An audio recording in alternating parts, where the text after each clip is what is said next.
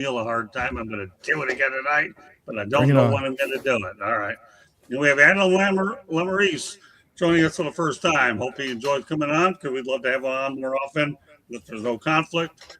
And last but not least, we have our crack researcher, Candy Ablang. Great to be here. All right, well, let's get to it. And that's it. So we're going to talk about players who excelled in more than one sport professionally. Jason Prock, I'll read off the list. Give me one or two names that you think actually stand out in your mind. Okay, we're going to talk about Bo Jackson, Royals and the Raiders. Deion Sanders, the Braves and the Falcons. Of course, he needs to keep it local. Brian Jordan of the Cardinals and the Falcons. Obviously, the Cardinals playing ball. That's not confusing with the Arizona Cardinals. And, of course, the Atlanta Falcons. So I have Atlanta Falcons. And Danny Ainge actually cracks this lineup. He was with the Blue Jays and the Celtics. Yes. And then you have Gene Conley, probably before everybody's time, with the Braves and the Celtics. Dave DeBusschere, get this, he was with the White Sox and the Knicks. Of course, he was also, I believe, at the Detroit Pistons. Then you have Jim Thorpe of the Giants and the Canton Bulldogs.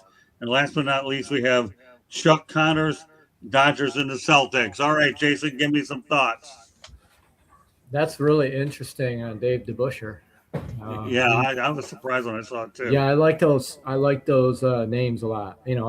For me, for growing up, obviously Deion and Bo Jackson.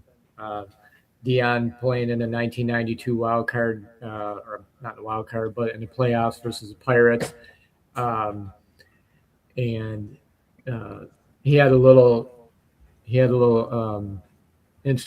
instigation with the reporter in the locker room.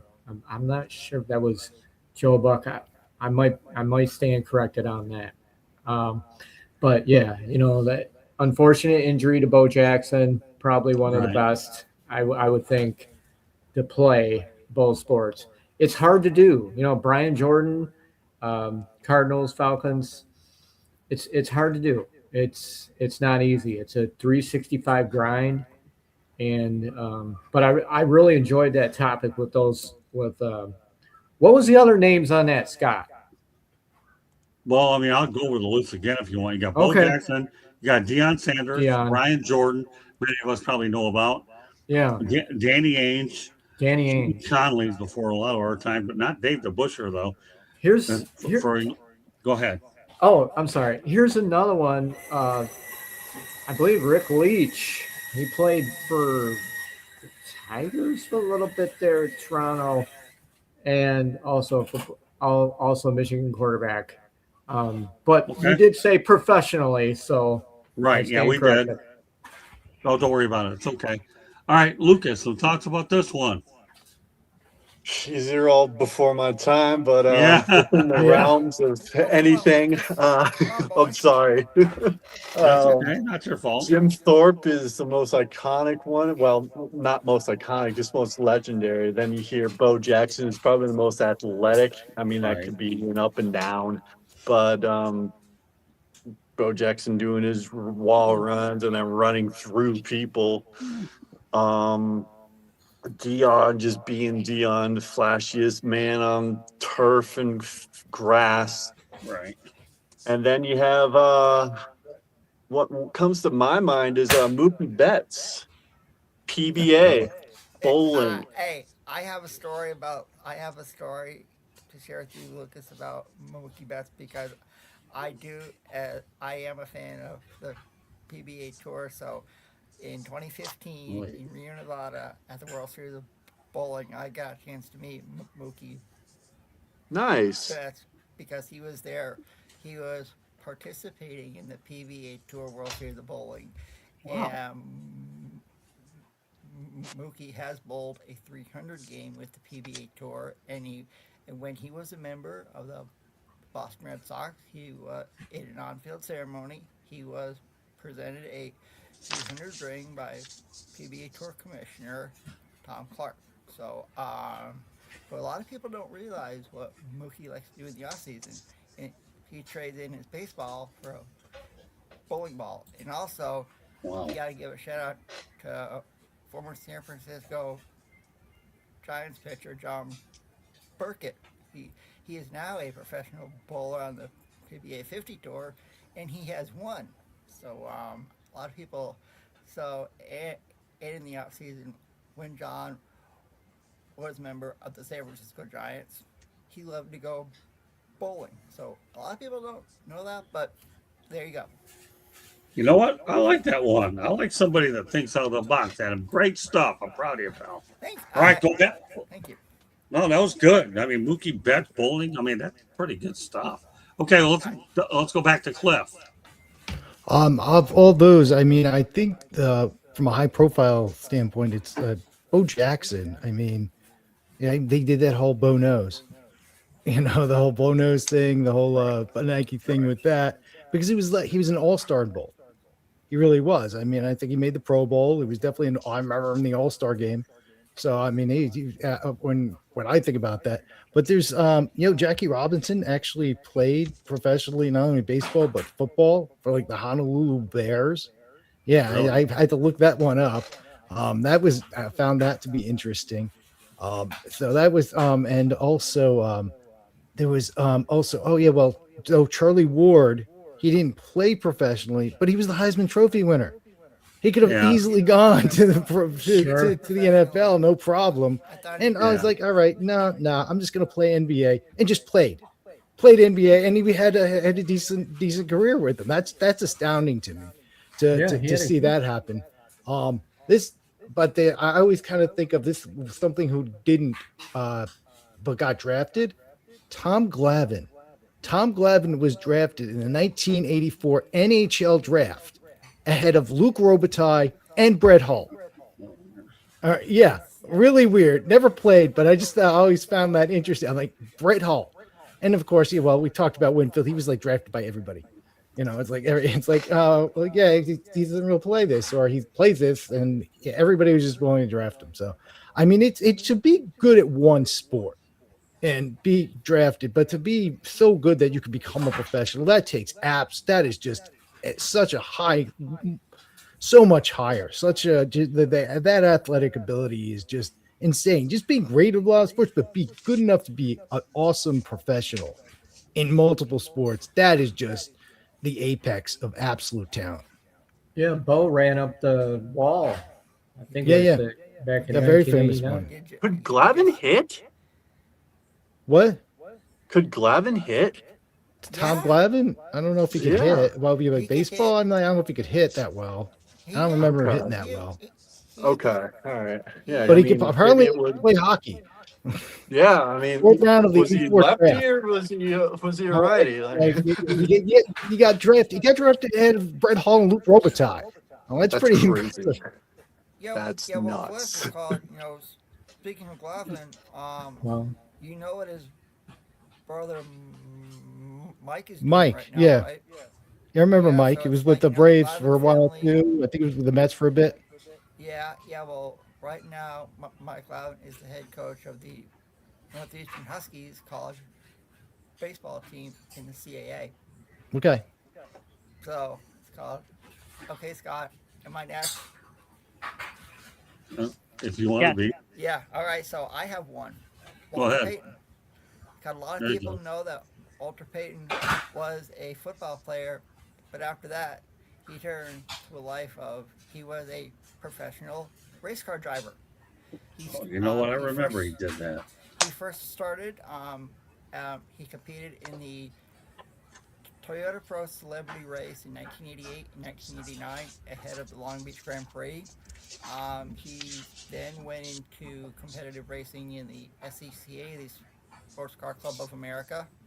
He won the GT1 championship as part of the legendary June sprints in 1990.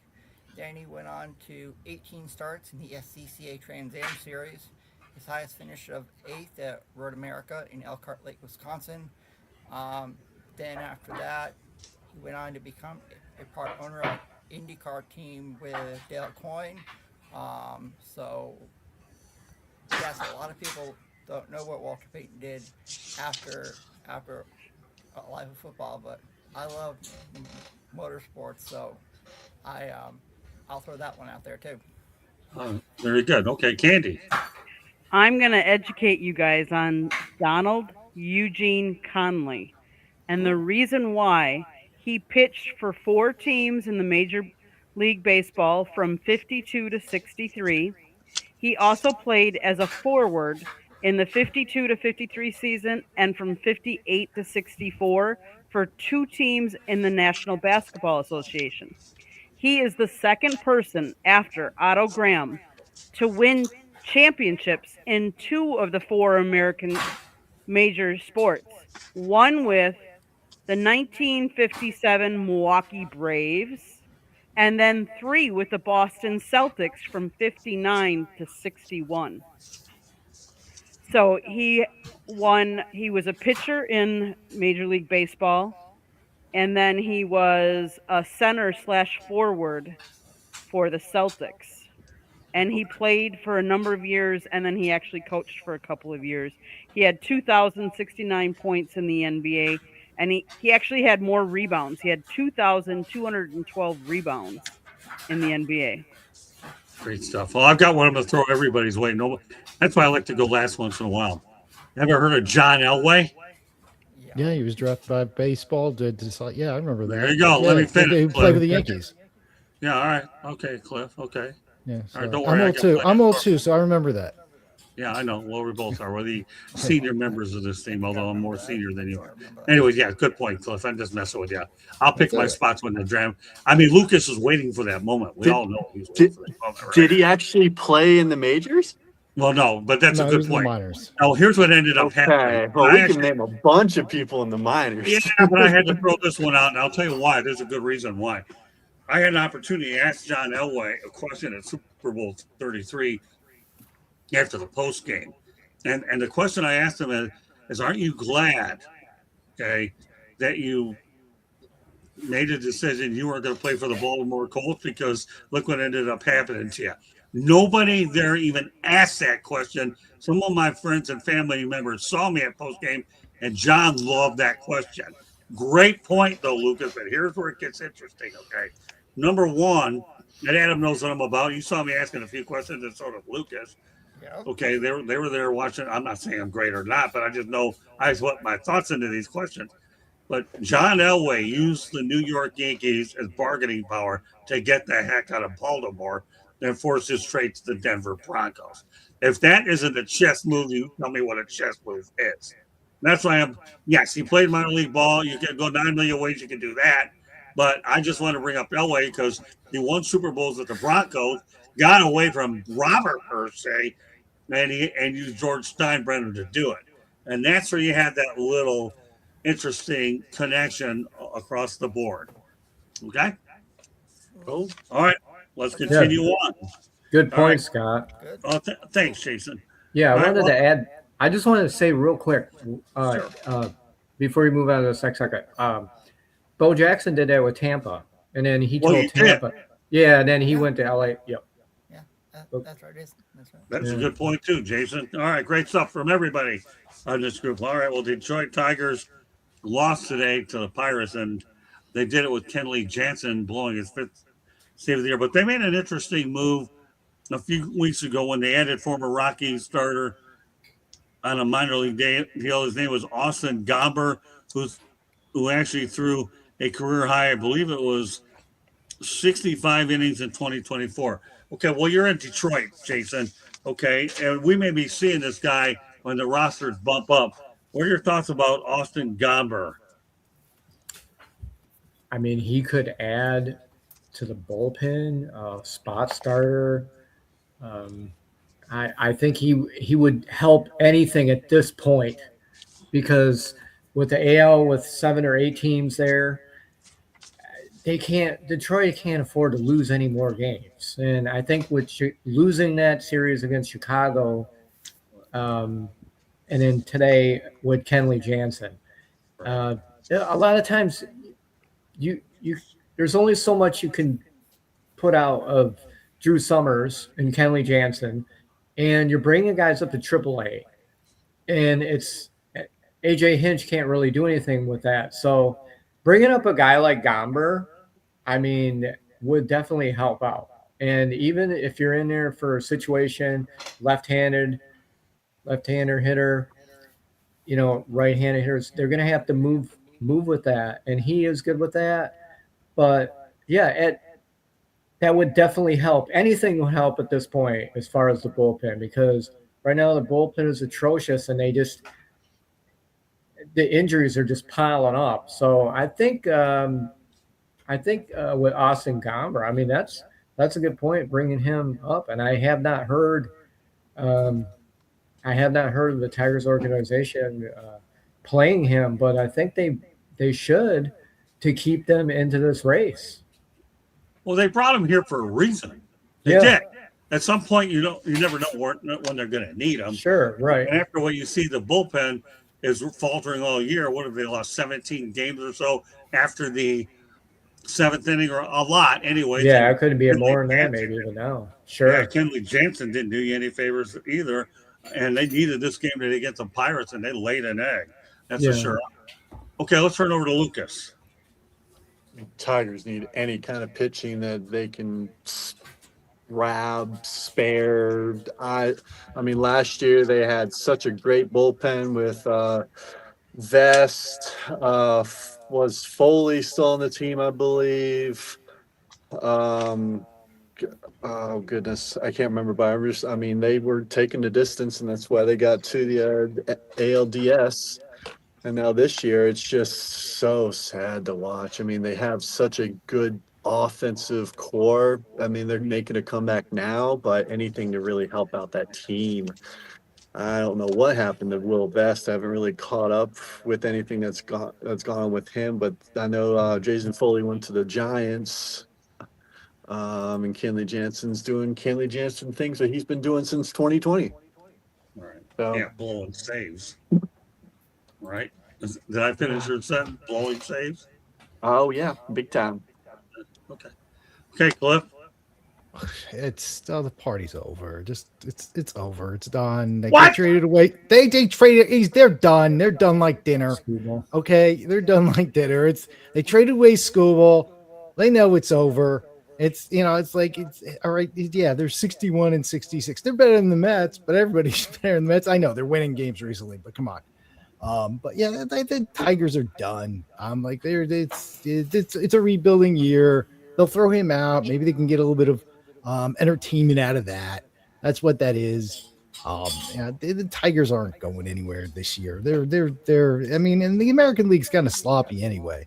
So so it's the Tigers are done, and it's just I feel bad for them. I do, but it's like hey, they didn't make the right moves. They didn't get the right guys, and now they got to deal with it. Now they're trying to bring this guy in to see what anything can happen. And sometimes you just have really bad years, and this is just one of those bad years for Detroit. Okay, I don't even know if they'll be good next year. I don't know.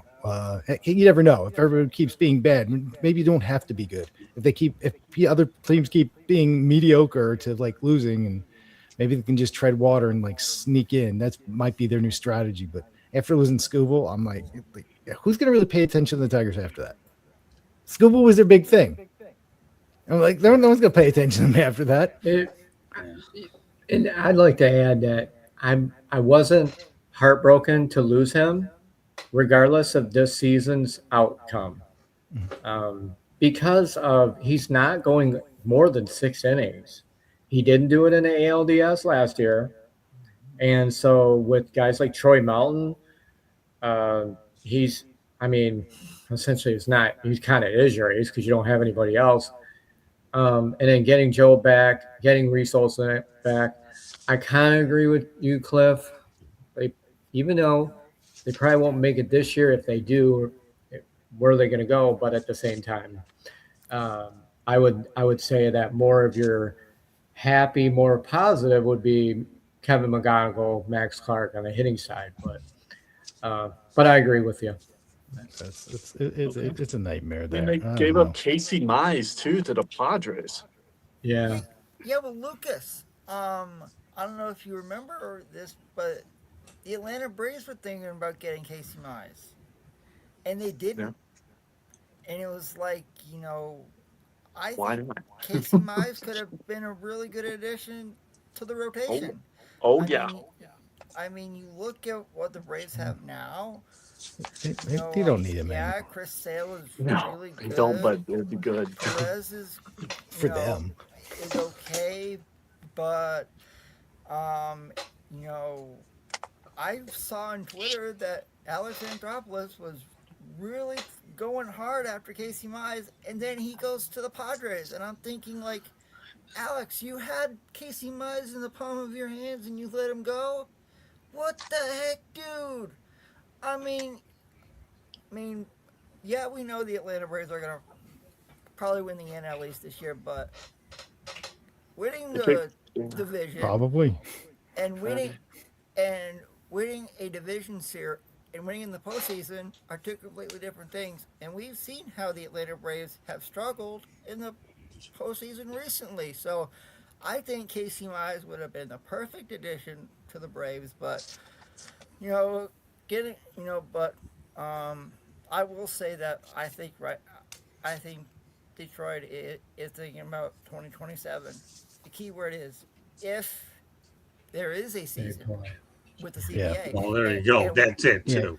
And Casey. Let me interject Yeah. on this one, Adam. Casey Mize is a rental at this point, and he was damaged goods. That one didn't Yeah. bother me as much as Scooble. And we still don't know what Scooble's going to do yet either, because again, you just mentioned the 2027 season as well. So, I know exactly what he's going to do. He's going to go to the Mets. He's going to have a losing record. He's going to get paid $1 trillion, and he's not. It's going to be the 15 millionth chapter of we signed the guy. He sucks because he put on the Met uniform. He's probably already on the downside anyway. But that's what the Mets would do. That's exactly what's going to happen. Wait a minute.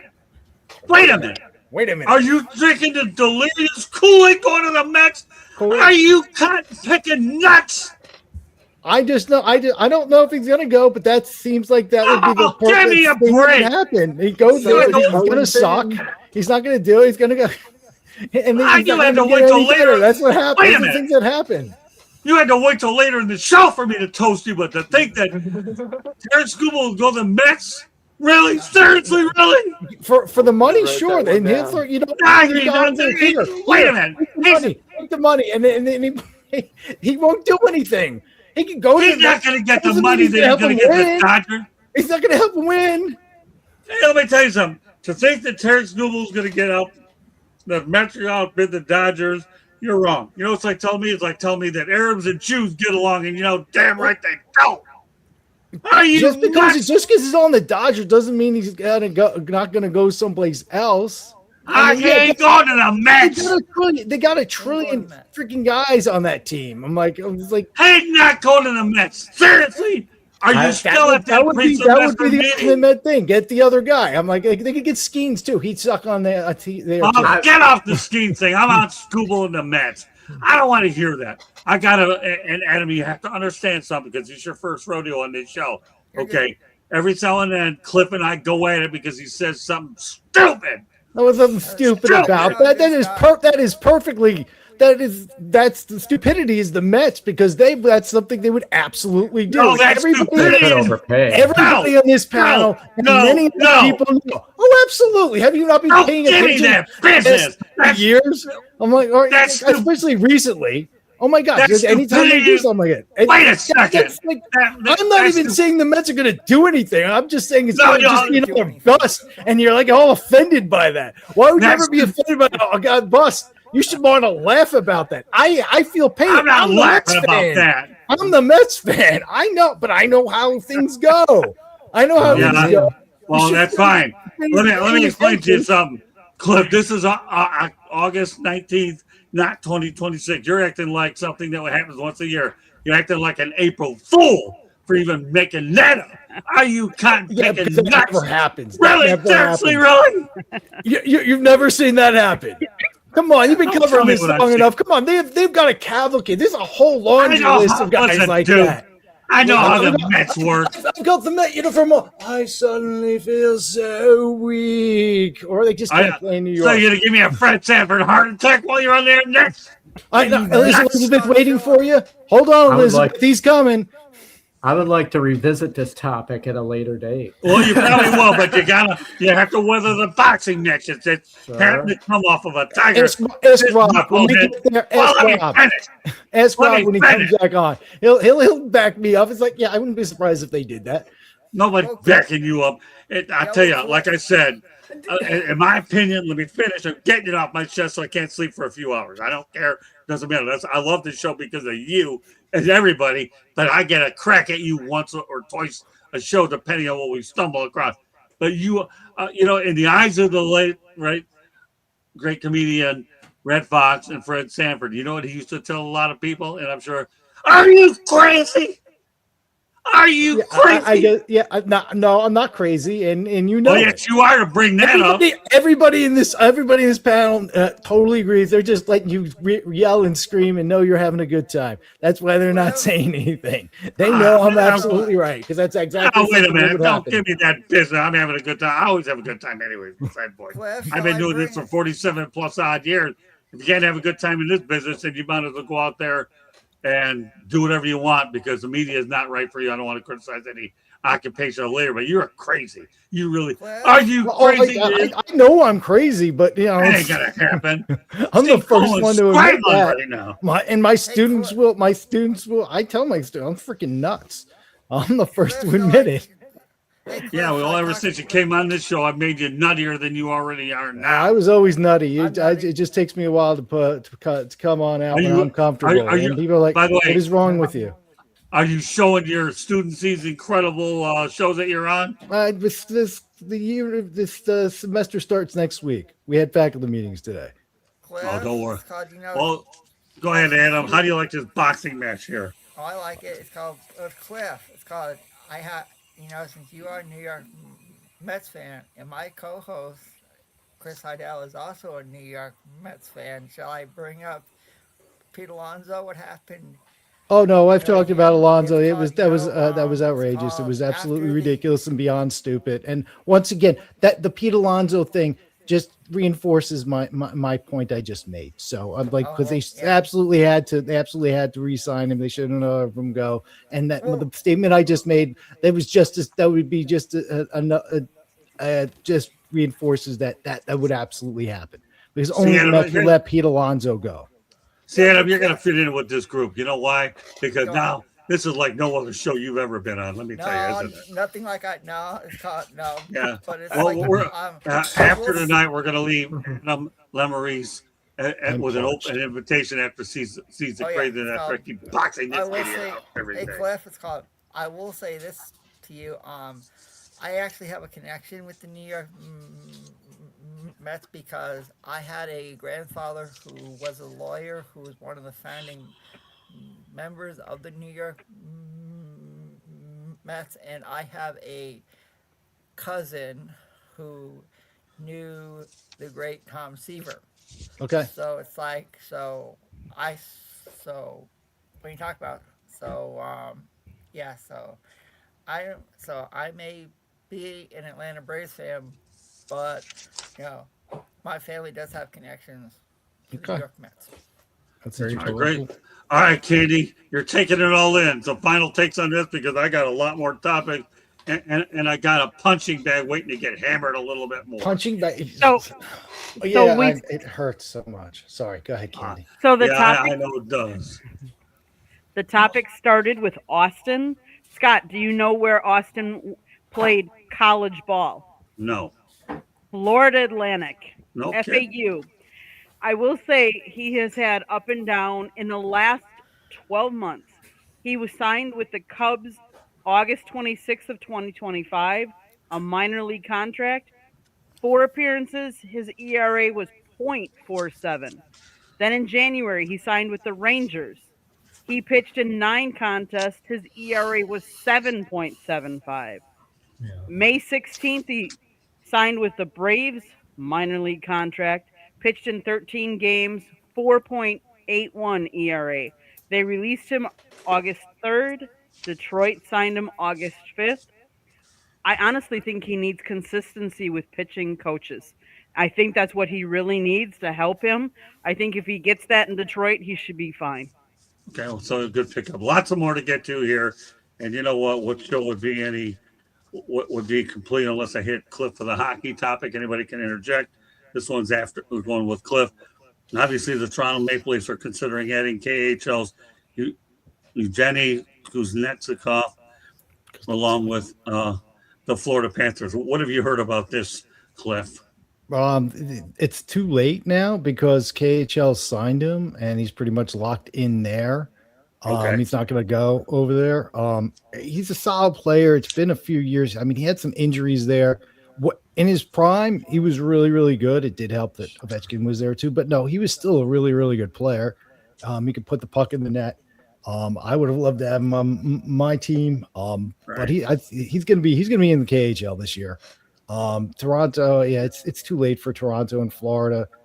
He would have been a good addition to either team looking at up and down their lineup. And I think Florida just was tired, and I think they're going to be, they might be in the cup again. They're definitely probably going to be at least the conference finals because they were just beat from a standpoint of being exhausted because they kept getting to the finals. They won back to back and they got to the finals the year before, and they just had so many injuries and they were just beat up and they're not, I'm not saying they're super old, but they're not exactly the youngest team either. So it just didn't work, and I could definitely see, and they were already made some moves. I could definitely see them coming back, but yeah, Kuznetsov, I like Kuznetsov a lot, but he's going to play in Russia. Maybe he comes back the following year, but he's also kind of getting up in age too. So he might just be happy to play out his last couple of years if he plays another year because it's only like a 1-year deal. He might just hey, I'll play 1 year in the KHL, retire, and go about retirement and probably get a job coaching or something in the KHL or Russian hockey or anywhere. I mean, he'll find a job somewhere. Okay, anybody else real quickly have any thoughts on this? I want to move through. Yeah, he signed a 1-year deal, Cliff. Okay. He is 34 years old. It like you said, he's had some injuries. It'd be nice to see him come maybe next year, but that's maybe it sound like a long shot. I just don't see it happening. But and a lot of these players, they do that. They go overseas, NBA, NHL too. So yeah, I mean, look how long Yager went. I mean, he went Yes. how many goals and how many goals did he have and how many points did he have? He's like, oh, I'm going to play here for a while. And then he came back to the NHL. I'm like, I thought he was gone for good. And he's only a few months younger than I am. I mean, he just officially retired because I was like, that was the craziest thing. The only reason he's not in the Hall of Fame is because he was like Ricky Henderson. I'm not retiring. We can't put you in the Hall of Fame. I'm like, it's like. So we just have to wait until he hits the limit of the time, and he's in there first ballot, no problem. Yeah, good point. He's like one of my all-time favorite players. Oh yeah, Jaromir Jagr could be considered the ageless wonder. So we'll see what happens with Kuznetsov. We're not going to spend a lot of time on other things I want to get to. One of which is the fact that NBC is using local analysts on Sunday Night Baseball. We'll go around the horn rapid fire, lots to get to. Go ahead, Jason. You like the idea? Yeah, I love the idea. I mean, the more speakers you have in there and announcers, the better. And then these younger announcers, they're going to get around people who've been there and done that, and it only helps. I believe it'll help. We go back to what? Al Michaels when he was doing baseball back in the 80s. Yes. I mean, and I loved him. He was really good back in the 80s. I listened to a lot of his YouTube calls. So, I think this is good for the sport. Absolutely. Okay, go ahead, Lucas. I mean, you gotta think about Matt Vasgersian when you think about NBC coming through now. I mean, these top announcers. I mean, having local guys is nice, and it's probably going to save a lot on costs for NBC because they're going to the local people. So I don't know. As a baseball guy, I'm like, I really don't know how to feel about it. I got to see it to believe it and see it to kind of make a good judgment call on it. But to me, it's just like when you're thinking about NBC, you're thinking about like national, like Matt Vescursion or Bob heck, Costas. I mean Bob Costas is, and then Barry Bonds is making some appearances in Netflix, and I mean even Hunter Pence. So yeah, it's a lot of fun, but at the same time, like having local people, I'm like, hey. Okay. Great stuff, Lucas. Go ahead, Cliff. I think it's a double-edged sword, actually. I like the idea of having like the one national guy and then a couple of the local guys, because they know the team, they know it inside and they know it out. When you in the past, when you have the national announcers, yeah, they have to do homework. Yeah, they know the thing, but nobody knows the team as well as the local guys. Sure. But I think it's also a cost-cutting measure. I mean, if you're paying attention to what's going on in the media overall, they are cutting everywhere. It's been a bloodbath, everywhere, and they're trying to find new ways. And a part of it, how to do more with less. So that means you're doing them actually a favor. You're giving those local guys a bigger audience. So it's like they might be able to go and do a bigger thing. So they're going to jump all over that. Anybody who's like younger and trying to make their way, they're getting that opportunity. You're getting all these people as an audience, as opposed, not that you don't have a good audience, but from a national standpoint or international, I'm like, that's huge. So I think it's a little bit of both, a little bit of cost cutting, a little bit of actually a pretty good idea, because there are benefits to that have nothing to do with the money, but like it gives it just a little bit different feel to it. Well, Jason Benetti obviously is a key person they built around. Anyway, so he's in there. Then they bring on two different people. Jason Benetti is an exceptional broadcaster. Let's keep it moving. Adam?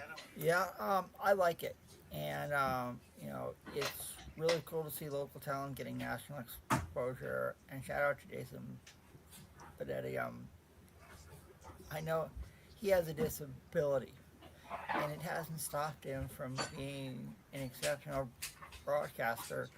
And as Scott, and Andy, I also have a disability. I have autism, but it hasn't stopped me from nothing. From doing a podcast with Chris, Heidel, and going to the ACC kickoff, and it's like being on here with you guys. So I love all the local talent getting national exposure. I think it's great for the sport of baseball. Great stuff, Candy. I agree with Cliff. It's got some good and some not so good, because let's face it, the local team knows the local team, but the visiting team they don't know as well, and they might be a little skewed towards the local team as opposed to the other team. As instead of being very neutral, they might try, but let's face it, it comes out a little bit.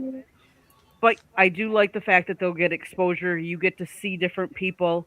Let's face it, we've all talked about how there have been icons in the media industry, whether it be Bob Uecker, it be Vin Scully.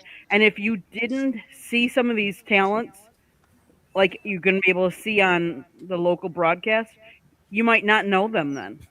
So I think in that respect, and people that are getting into the media business can then take a little bit from each of these and watch them.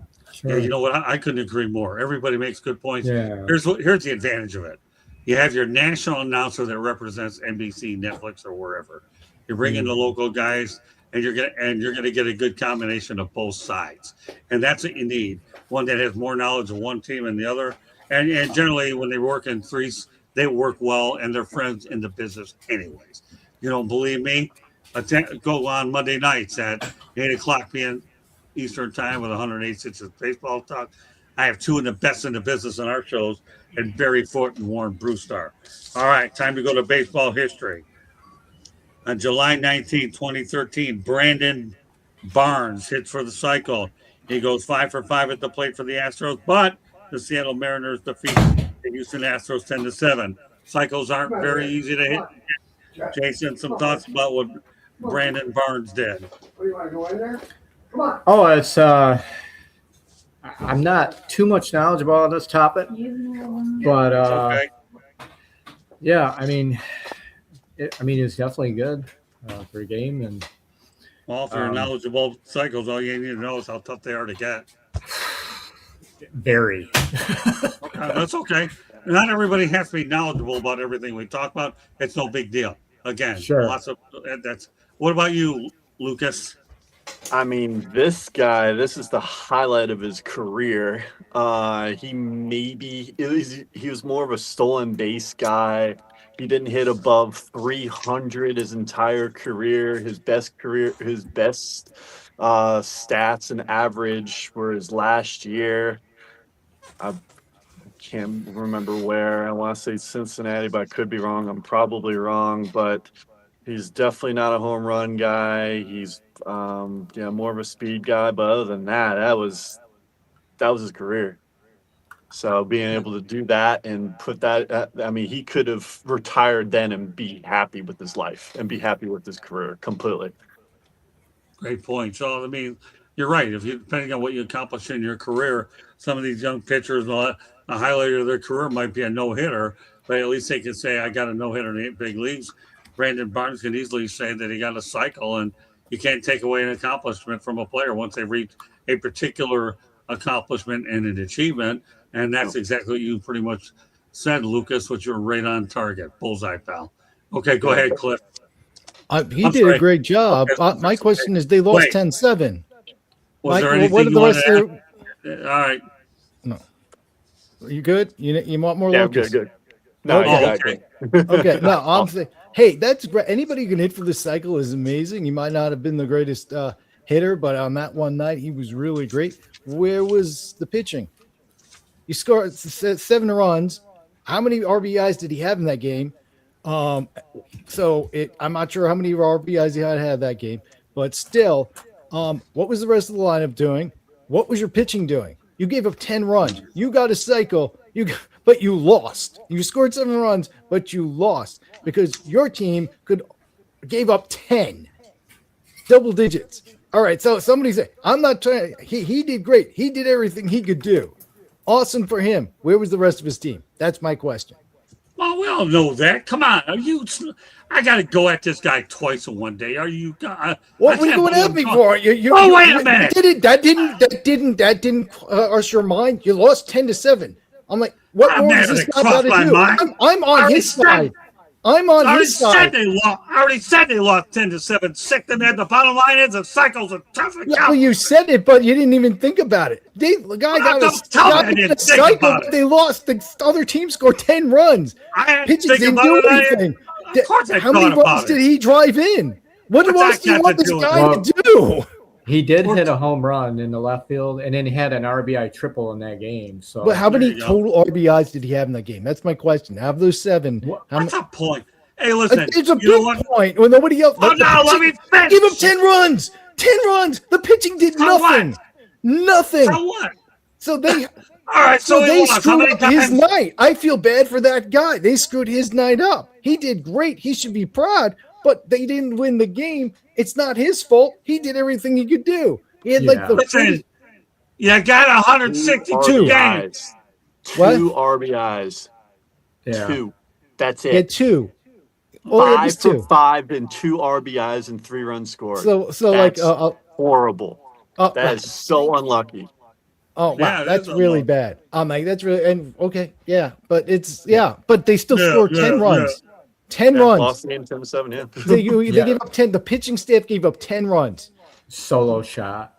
Yeah, obviously. We see pitchers that throw no hitters who are on the losing end. That sucks too.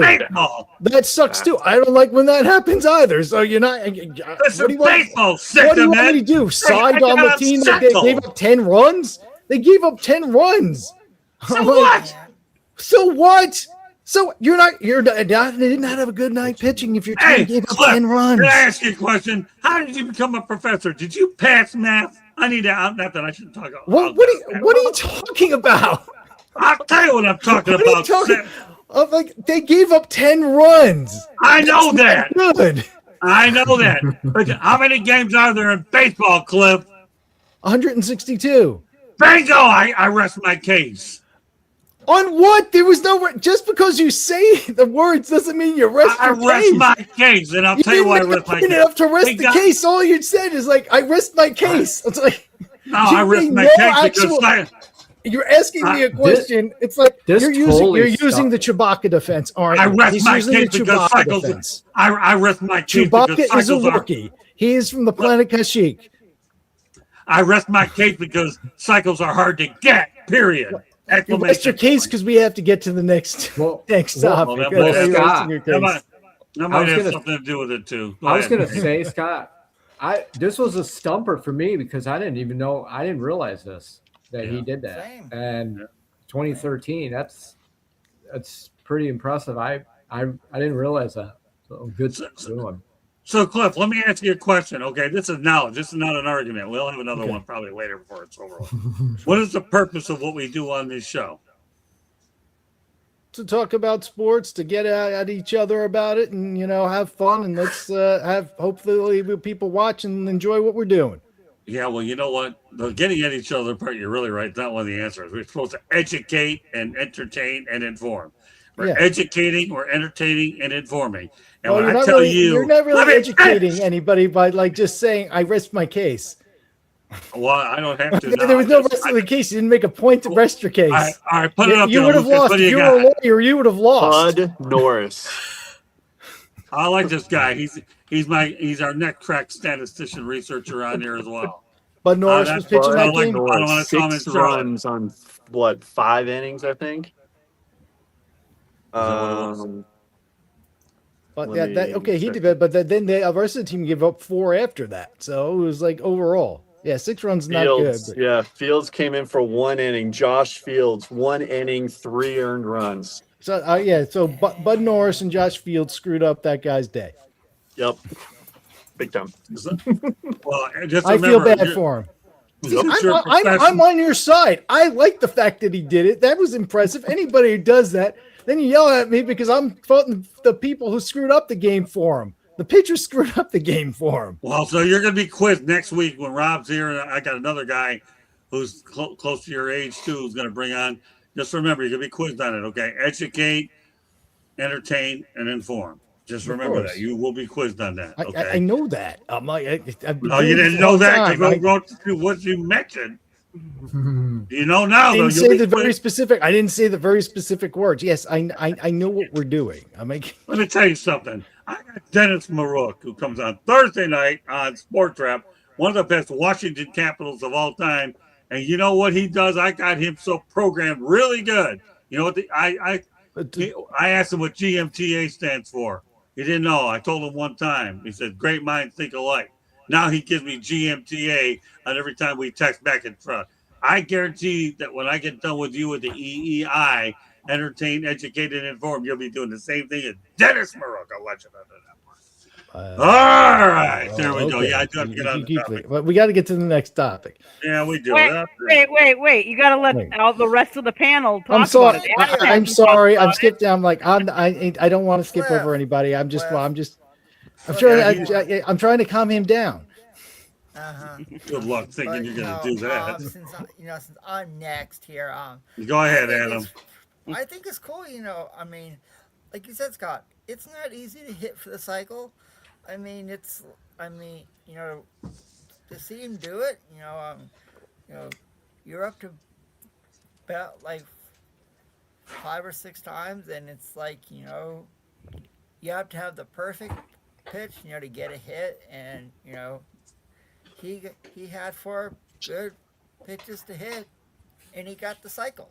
And I mean, it's like, I give him credit. I think it's a really, really cool, and he can tell his grandkids in the future, hey, I hit for the cycle in a Major League Baseball game, and now people will know my name for the rest of their lives.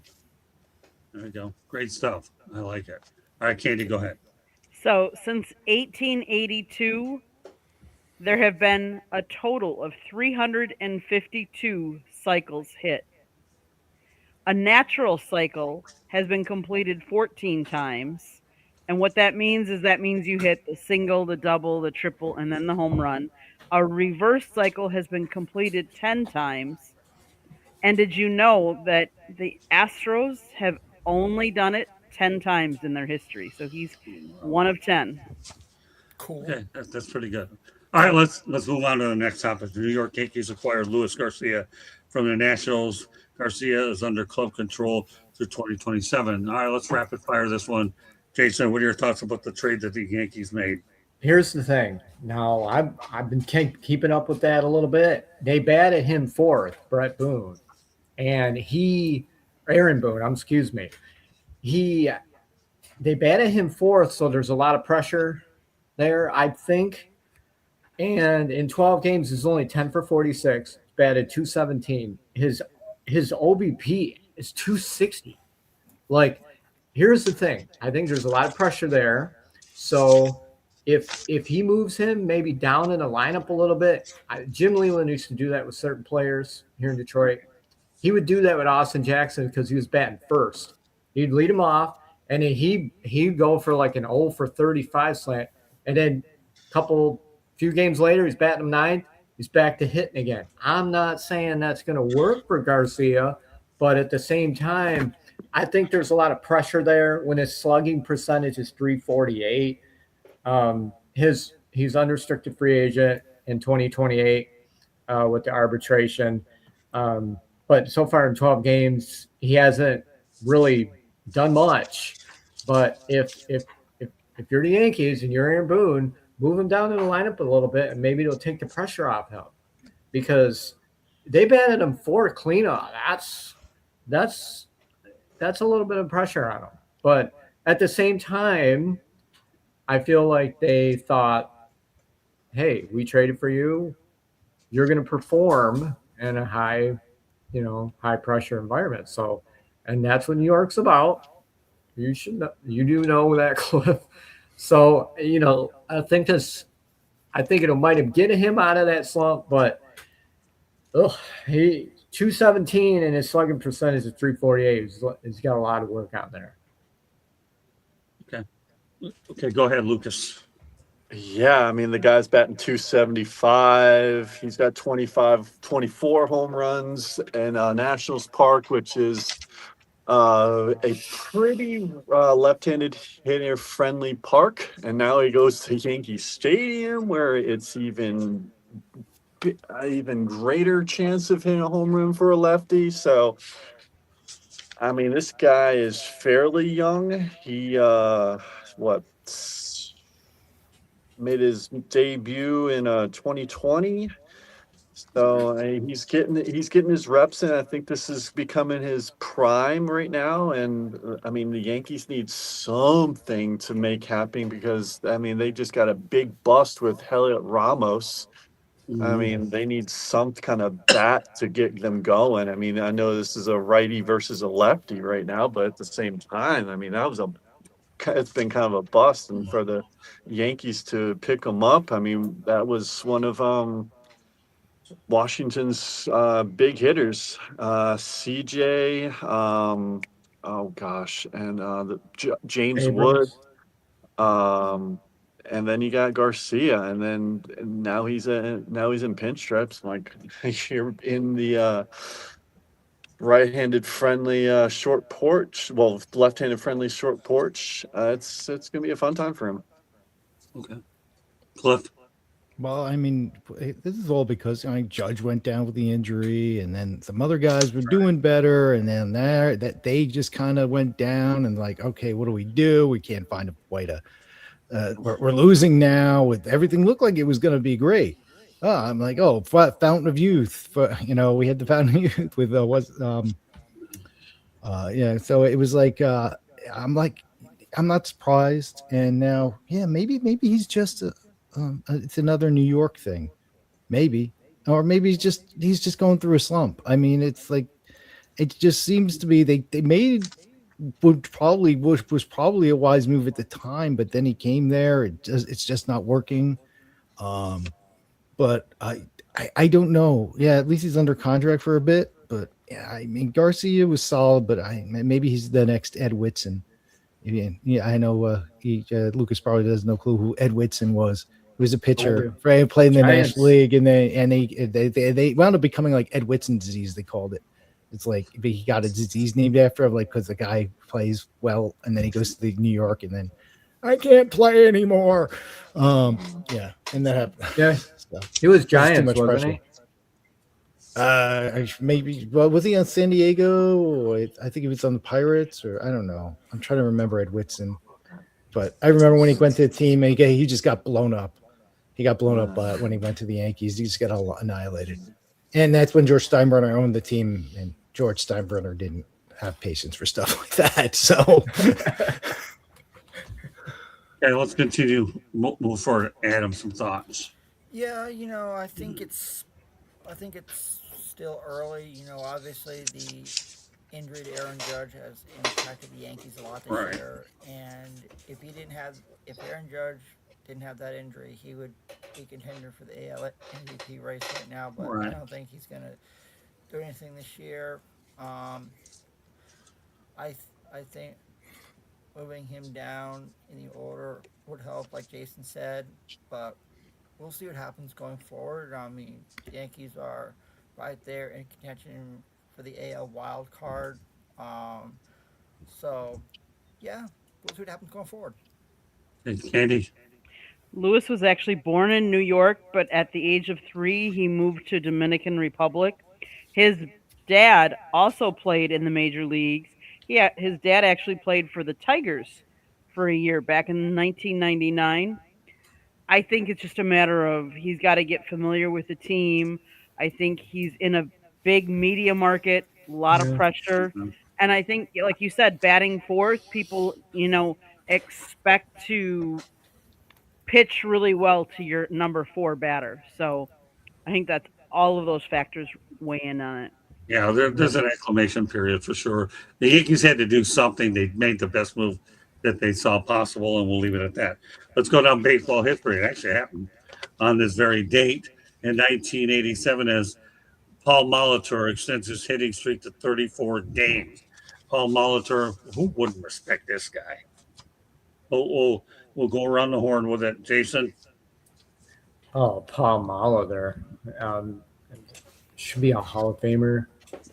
And Minnesota Twins, at the end of his career there, even with Minnesota, he was just such a solid hitter. He just killed the Tigers. And Right. I mean, if you go around the team when he was with the Brewers, I mean, with Robin Yount and this,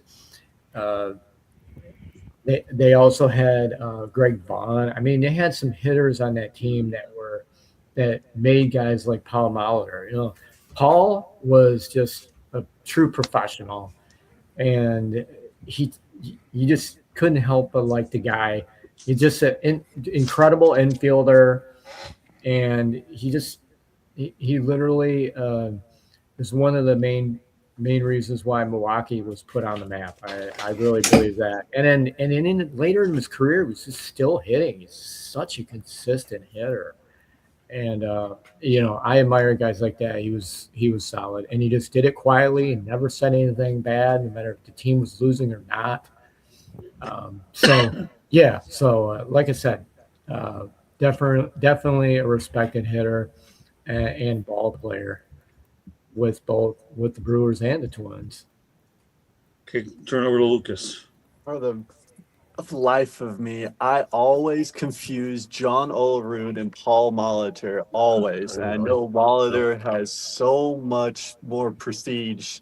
Olerud just got iconicness, but they were actually teammates in '94, which is kind of weird. Yeah. But 7-time All-Star for Molitor, and man, this is the guy that you think of before. Oh gosh, I'm gonna really ring some bells. Ryan Braun, Corey Hart, Richie Sexton. I'm just naming off names that are in my Richie prime. Weeks.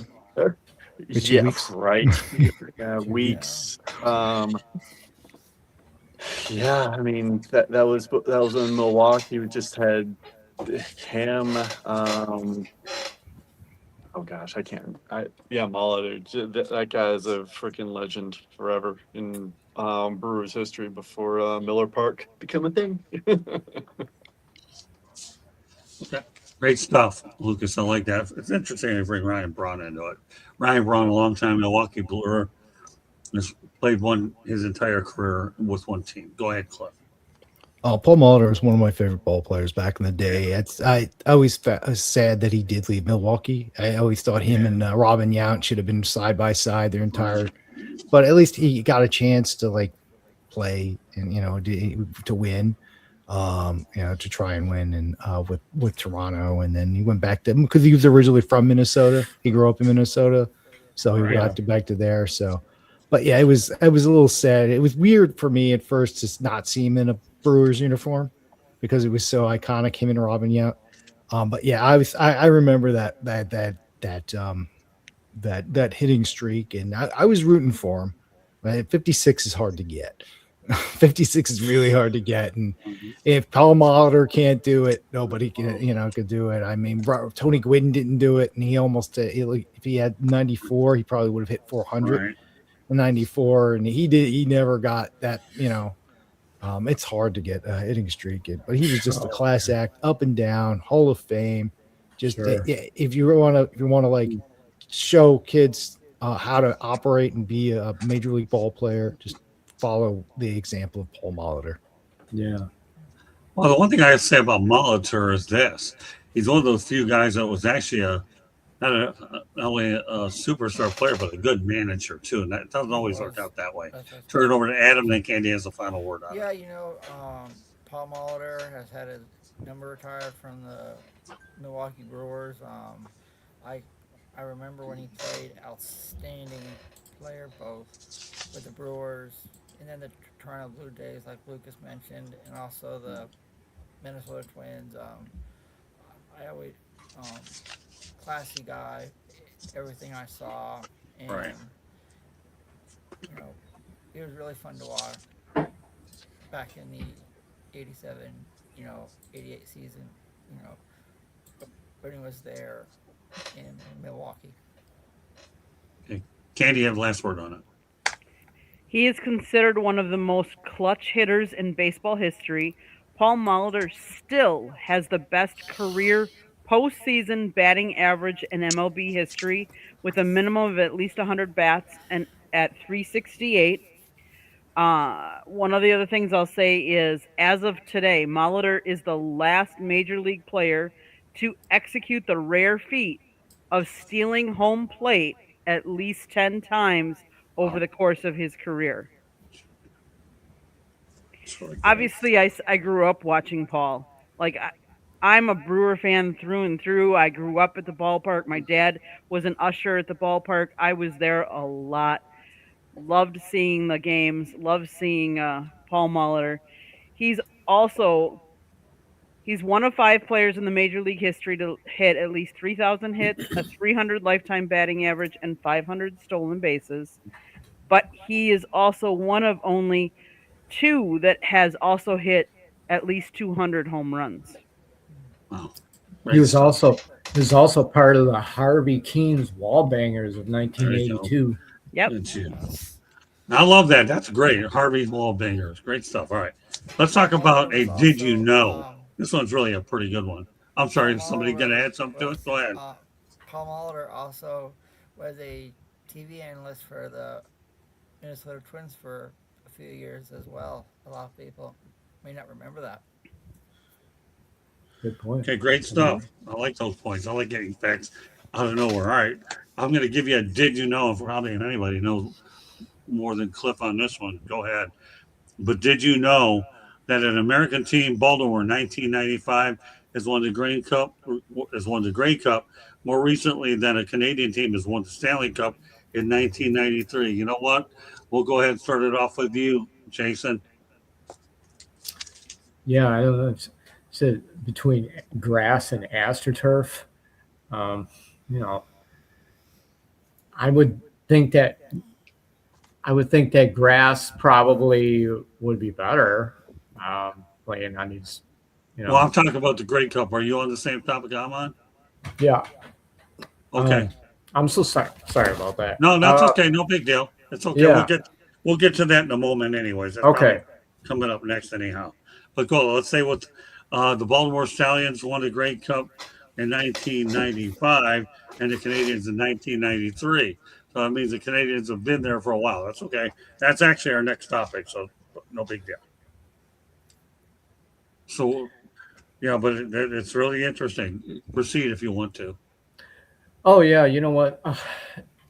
The Grey Cup has just been, kind of like a historic soccer, icon for a long time. And I haven't myself watched so much of, too much of soccer, but at the same time, you go from that to the World Cup.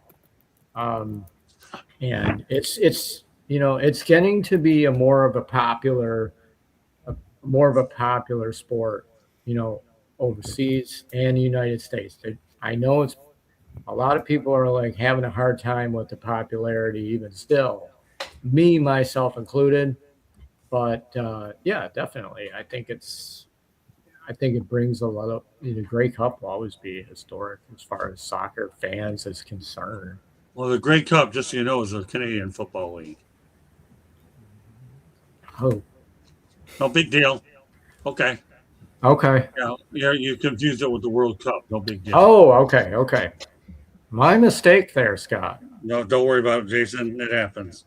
But yeah, we had a lot of great World Cup coverage over the summer. There's no question the World Cup is one of a kind. The Grey Cup is just such a rare feat when you have a team actually in Baltimore, where football, that was when the Colts actually left. They were looking to fill in the void with the Baltimore Stallions, let alone got a championship out of the whole thing. Go ahead. And then obviously the Canadians are in 1993. So what I'm saying is the city of Baltimore ended up getting a championship, and the last Canadian team to get one is in 93. Okay, go ahead, Jason. You want to continue? Oh, I just wanted to say, like the Canadian Football League, like Toronto Argonauts, like I've heard, right. And we got this, a lot of those NFL players and college players came out of there, and came out of the NFL and quit the NFL to go play CFL. So definitely, I believe Warren Moon was there. Yeah, he was. Yeah, so like I said, I think it's just a good thing for Baltimore, and it'll definitely help for the United States. But yeah, it's historic, the Grey Cup, and that's all I can say about that. Well, go ahead. Thank you very much. Oh, no problem. You're good. It's all good. Okay, go ahead, Lucas. Yeah, the Grey Cup. I'm just learning about this today. Just about the CFL. Yeah. I know, right? Yeah. I mean, I was just, it's Canadian Football League. Cool. Like, what, Johnny Manziel played in it? That's right. They got run out of the league. Yeah, right? I know a little something about this. Okay. Take it over, Cliff. Okay. Yeah, that was, I remember when that happened. That was like insane to me. I'm like, wait, they're the Canadian Football League and Baltimore won. And they was only there for the 1 year, and like, all right, good for them. But here's a little interesting thing. The man there's someone who his name is Ron Snyder. He wrote a book about it and created a half-hour documentary, and he's my colleague. He's adjunct at Towson University. Okay, yes, he teaches 2 classes right now. He's teaching public relations writing and law, comm law for advertising and PR. So yeah, I've met him. His book is actually in our bookstore. You can get his book in our bookstore. We even had a little premiere at our campus for that half-hour documentary. Talking about it was just this surreal idea of like the Canadian Football League had a team in Baltimore. Yeah, like you said, they didn't have a team. It's like the Colts were gone. The Ravens hadn't gotten there yet. And it's like, all right, we'll take them. And they won. I'm sure that did not make people in Canada happy. I'm like, I was like, come on, we like it. You win it the one year. But I always like that. That's a big cup too. I'm like, they like that. I'm like, they probably it's the Stanley Cup's influence definitely in there, because that ain't your normal trophy. It's got a very it's not exactly like the Stanley Cup, but you can definitely see the influence of it, the way it's designed. But yeah, it's Ron Snyder. He's a good guy. I've met him, and he talked all about that in his book. And but yeah, it's that was amazing to me when that happened. Like the Baltimore Stallions. It's like even they called them the Stallions. They can't call them the Colts. We'll call them the Stallions instead. It's a horse kind of thing. So yeah, we'll go with that. But yeah, that was crazy when it was happening, and I love the fact that I teach in the shadow because Towson's right next to Baltimore, and the guy, like I said, I work with the guy who wrote the thing wrote it and did the documentary on it. So so that was astounding to me that that they won, and I don't know if they'll ever do that again. I don't know if the CFL will ever allow that to happen again. Thank you for that input. Yeah, well, you know what? That's one time I can't really lean on you because you're right. Baltimore's in there one and done, and there was a void filled when the Colts left. And Baltimore's proven it was a great football town, and it still is. Obviously the Colts set the standard for years, and then excuse me, Colts set the standard for years. The Stallions proved that even the Canadian Football League can draw. And then obviously we know about the Ravens. That goes without saying. Go ahead, Adam. Well, shout out to my podcast partner in crime, Chris Heidel, because he and I have talked about the Baltimore Stallions on our show before. And last night on our show, we actually had the former owner of the Stallions on. Did you really?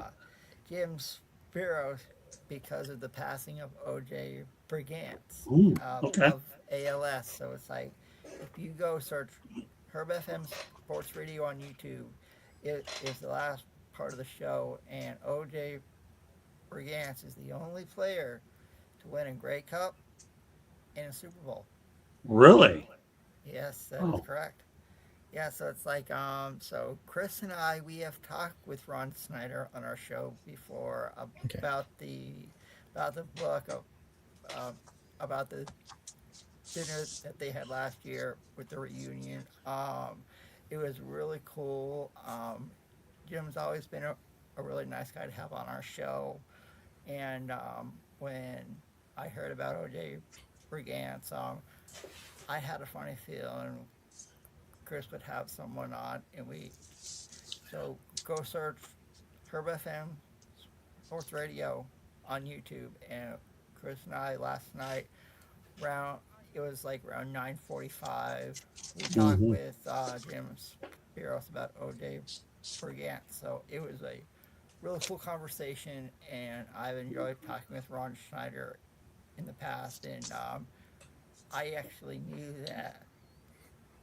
So, by the way, just on next week's edition of the Sports Exchange, we are going to be talking about O.J. Brigance. And Adam, you do have an open invitation to come on the show anytime you want. I'll try my hardest, to come on. Yeah, I like having you on.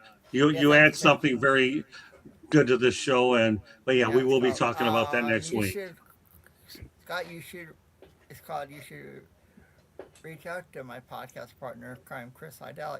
Since he lives outside of Baltimore, he knew about O.J. Brigance, and maybe, I don't know, if you could get Jim Spiros on the, we had him on the phone last night, but Jim knew about O.J., and he was a talented player with the Stallions, so, it was, so I actually knew about the Stallions winning a Grey Cup, and it will never, ever happen again.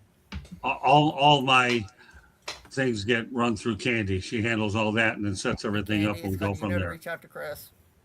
There you go. All right, so go ahead, Candy. Some thoughts about this unique FYI.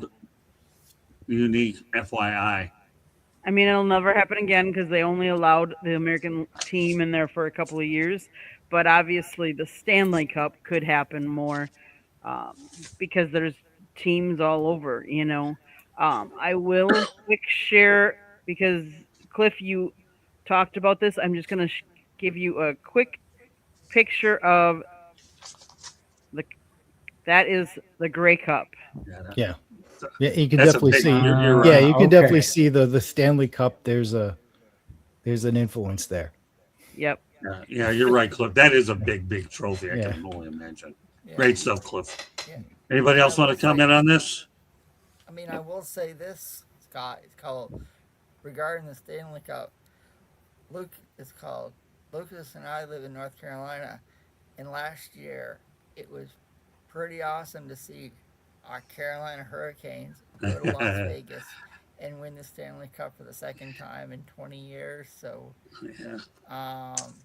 Stanley Cup, until the start of the season, it comes through, our home state here in North Carolina. So I'm ready for hockey season to Yeah, I kind of figured you would. I'm glad you made that mention. Yes, Scott. I had to do it. I had to do it. Well, I don't care. Do what you want. We're on the air here. We're here to educate. All good, my friend. All good. It's all good. Educate, entertain, inform. Right, Cliff? You're going to be testing on it next week. Educate, entertainment, inform. Yes, I'm There you go. familiar with that. I'm familiar with that. Well, yeah, we got to be more and more familiar with it when I drill it in your head. And if I ever see you, I'll tattoo it on your forehead. You don't have to do that. I will. All right, well, tattoo it on your germ bull's hat. I definitely needed a little education on that, so thank you very much. I appreciate it. It's all good. You're welcome on the Stallion since right on. Like I said, so shout out to hi Chris. All right, so let's go to our featured topic of the night, and that's what the title of the show is. Ken Griffey has a desire to be part of the Seattle SuperSonics. Let me go over the particulars, okay? And that's it. Well, I mean, what else do you need to know? The bottom line is Ken Griffey, to me, is a Hall of Famer and a first ballot Hall of Famer. He says the Sonics are part of the city's fabric that is missing, and he simply wants to be a part of the ownership group. Some thoughts, Jason? Yeah, he was with Gary Payton, I believe, some of the older Seattle Supersonic players, and as a player, he got in with some ownership with the Mariners. So this would be I love Seattle Supersonics, like just the colors, just the whole 90s NBA, mantra. I mean, they brought Seattle Kraken for an expansion. Bring back the Expos, bring them back. All these expansion teams. But for Seattle, for Griffey, would be a huge thing for that city, and it would be good for the NBA. I really do believe that it'll bring some interest there, and with a guy like Griffey, a known name, a Hall of Famer, first ballot, 650 plus home runs, he's done it all. Great center fielder. I still think he might be maybe the second best center field other than Willie Mays back there. So I think this would be an excellent situation. Will they be able to get Seattle's approval, the city? We'll see, but I love it. I like the other players. Like, we had Detlef Schrempf, we had Irvin Johnson. Right. Not Magic Johnson, the center. Sean Kemp and so Kendall Gill. So these guys, Ray Allen. So I mean, Nate McMillan. It's definitely Nate McMillan, excellent. BJ Askew. Like some of these guys, like this would be a good thing for the city of Seattle. And will they do it? We only can wait and see if that'll happen. So I would love to see it happen. This would be cool. All right, go ahead, Lucas. Once upon a time, in 2007, there was a guy by the name of Kevin Durant who stepped into the NBA and played for the Seattle SuperSonics. Going back to the Ken Griffey situation, that would fit right up his alley. Going into that heritage of the Seattle SuperSonics again with Gary Payton. I mean, bring it back. Yeah, I mean, and when they bring it back, it's not a matter of if. I feel like it's a matter of when. It's gonna have some kind of influence on Ken Griffey to. All right, let's do this. Let's make this happen. You see, 'Cause no, no, go ahead, finish. I'm sorry. no, you're no. Well, Yeah, make some additions. yeah, no, I've seen again. I've seen like one or two games over at that time. It was called the Key Arena, and it was and those. And I'm gonna tell you, those Seattle fans are passionate. I hated to see them lose that team to begin with. I understand the arena was a big problem. They got a brand new place now, so I think the NBA is definitely planning to bring the Sonics back, and it looks like there's ownership and a lot of people behind this group. It's not a matter of if now. I think it's a matter of when. But if Kevin, I'll tell you, Ken Griffey Jr. wants to be a part of that ownership group, you have to have him because he's very iconic in that city. I'll turn over to Cliff. Yeah, I keep gonna do that. You're definitely gonna lynch. You're definitely going to. That's probably going to be the big thing that really puts him over if he is involved with Ken Griffey Jr. having someone high profile as him. I'd love to see the Supersonics back as well. Every time they might not have to do an expansion team. Like I always jump on the Sacramento Kings. Just move the Kings. Just move the Sacramento. I'm moving them to Las Vegas. I'm moving them there. Sacramento Kings are just silly, so just make them they can still be the Supersonics. But yeah, they were a good team. I'd love to see Griffey be part of that. It's so because I mean he is one of the greatest players. It was just his swing was just insane. It like how did he do that? It looked like he put like no effort whatsoever. It's like I'm like and he just go flying. It was like he never looked like he swung hard ever. It's like I can't do that. How did you do that? He's Ken Griffey Jr. Ken Griffey Jr. can do that. He's got Ken Griffey Sr.'s genetics inside of him too, so that has to help. But yeah, that would be that's the way they're gonna do it. You gotta involve him. Maybe involve some other former Seattle guys in there too, to help along. So that would be a great thing. Would they get their own arena, or would it be the Climate Pledge, or is just Climate Pledge purely hockey? Because sometimes they have that. Yeah, lots of times these arenas do the dual thing, but sometimes these arenas like, oh no, we can't do that. But so they might have a place to already play too. So I think that would be a great idea to have Ken Griffey there, and the Supersonics being back. I missed the Supersonics, and I always like they're going to Oklahoma City. What? That just was bizarre. I'm like, of all the places, but like I said, the NBA has weird markets. Okay, they have very weird markets that nobody else has.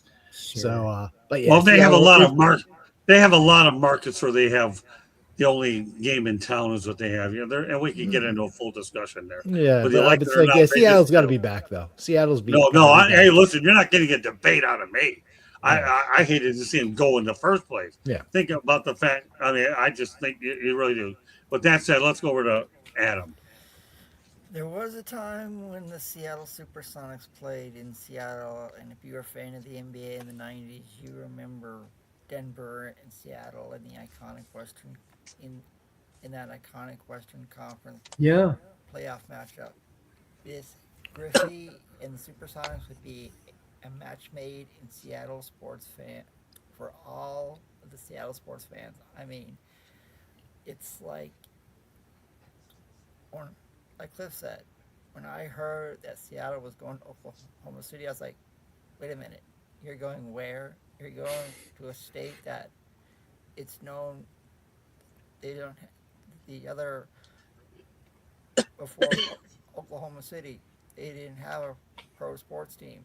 All they had was, I believe they had a minor league baseball team. But the state was run by the Oklahoma State Cowboys and the Oklahoma Sooners. So now it's like, but the Seattle Supersonics, they need to come back. It would be perfect for Seattle sports fans, and I can say yes, I have watched college basketball games at the Climate Pledge Arena. The local there is a local college called the Seattle University Redhawks who play in the West Coast Conference right now, Right. and they have some of their games at the Climate Okay. Pledge Arena. So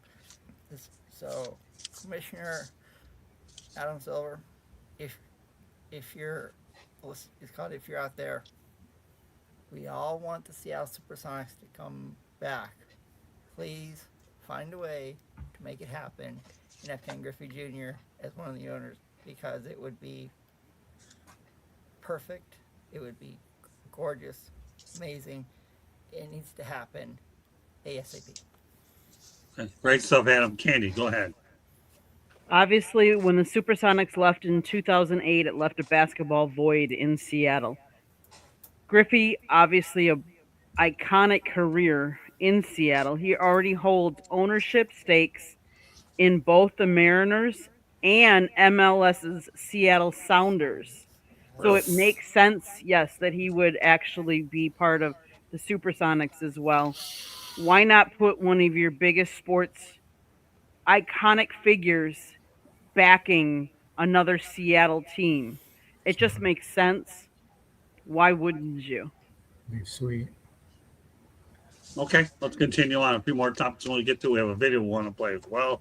One of those being Gillette Stadium is reverting back to artificial turf after hosting 7 FIFA World Cup matches in grass. Okay, you were talking about a little bit, Jason.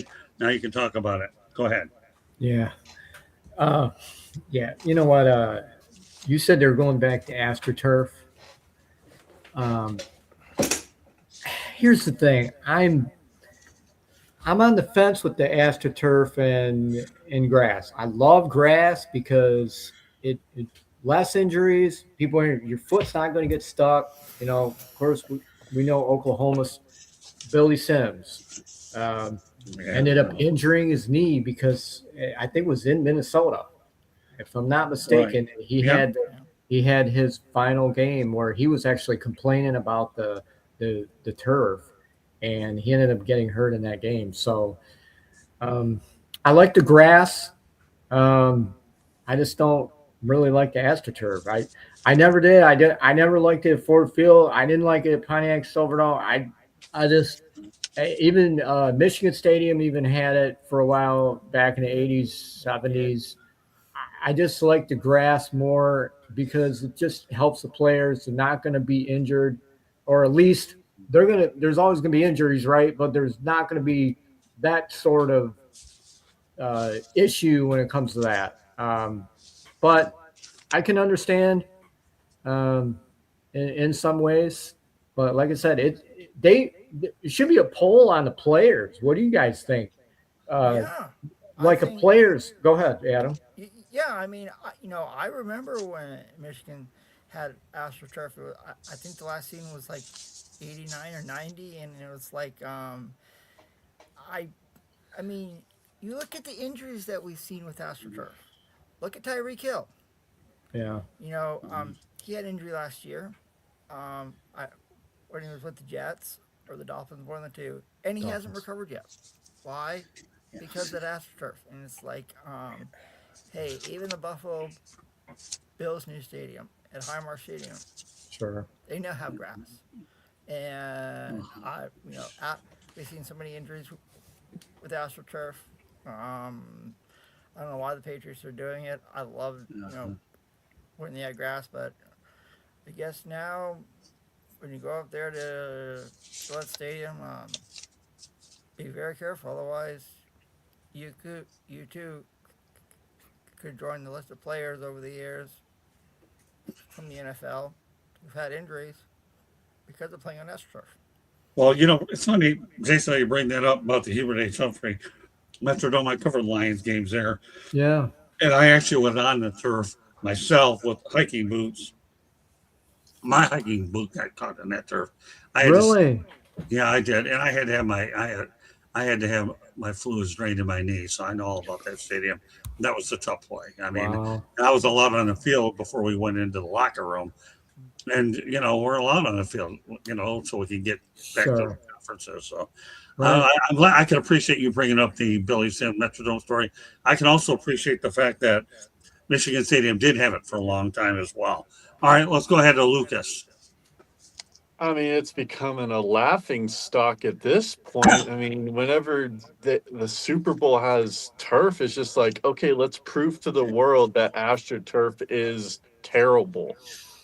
Like, you have so many injuries on it, and it's just becoming just like someone needs to step in. Like, the only reason I feel like these areas and these Super Bowls are being hosted on AstroTurf is just to let high populations see these injuries and make, okay, let's actually make some donations or some, we need to put in some money to make these upgrades, because this is getting ridiculous. This has been going on for, gosh, 15 years, something like that, or maybe more.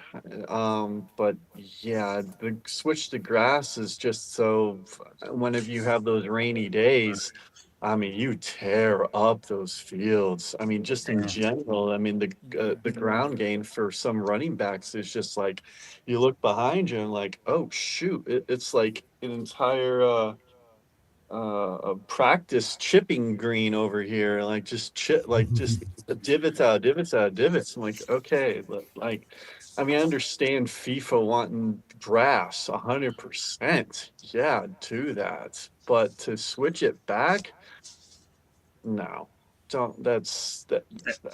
I don't know. It's Well, it's Well, you're saying it's counterproductive. big time. Okay, go ahead, Cliff.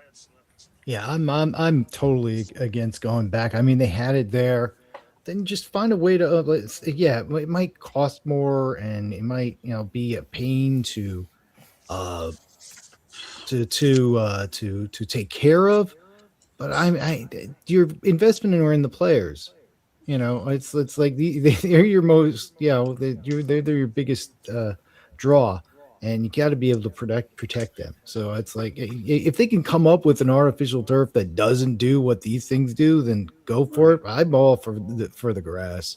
Now, I'm a Giants fan, and they did the same thing in MetLife Stadium. I hate calling it that. But yeah, they had that in there too, and it's. I've never been a fan. Even when the Giants were winning Super Bowls, I was never a fan of the old school AstroTurf. I always liked the grass flip fields. Just, I mean, this is the NFL. All right, there's no other league that makes more money. Do something. Get scientists or something to like come up with like some hybrid, like super strong grass that will be preserved, that you can use, and whatever. I mean, we're in 2026. You can't are you playing a little with science here? But it's still regular grass. It's like, I've never been a fan of the turf because so many players have been hurt. And heck, the Giants, lots of guys got hurt with that, with the turf too. So it's like, I've never been a fan, but now even less so. Oh, it looks more like grass, but everybody knows it's not. So yeah, they got to dump it. They got to dump it. Everybody should be playing on grass. Yeah, I couldn't agree more. Yeah, natural grass is what you have to do. Get those black pebbles in your shoes. Yeah, like I said earlier, there's been so many injuries on natural turf. It's not even funny. I love natural grass because, like Lucas mentioned, it can get chippy, but AstroTurf, it's like, I mean, I've heard stories about, the old Houston Astrodome when the Oilers played there, and Three River Stadium when the Steelers played there, and it's like, no one liked playing on AstroTurf. It's not my favorite, when it comes to football. Yeah, we've seen college teams on AstroTurf as well, but give me natural grass any day. We all walk on natural grass, in a park or whatnot. So give me natural grass over AstroTurf. Couldn't agree more. All right. Of the week. Okay, Candy, close it out. In July of 2018, the Packers became the first NFL team to adopt SIS grass hybrid turf technology. Basically, it's 95% grass. The other percent is turf. It's a hybrid, though, and It utilized a laser-guided technology for precision fiber injection, completing the project in just 7 days. It makes a milestone in advancing field technology for professional football. The surface ensures faster recovery times and improved consistency, meeting the high performance standards of this iconic NFL team.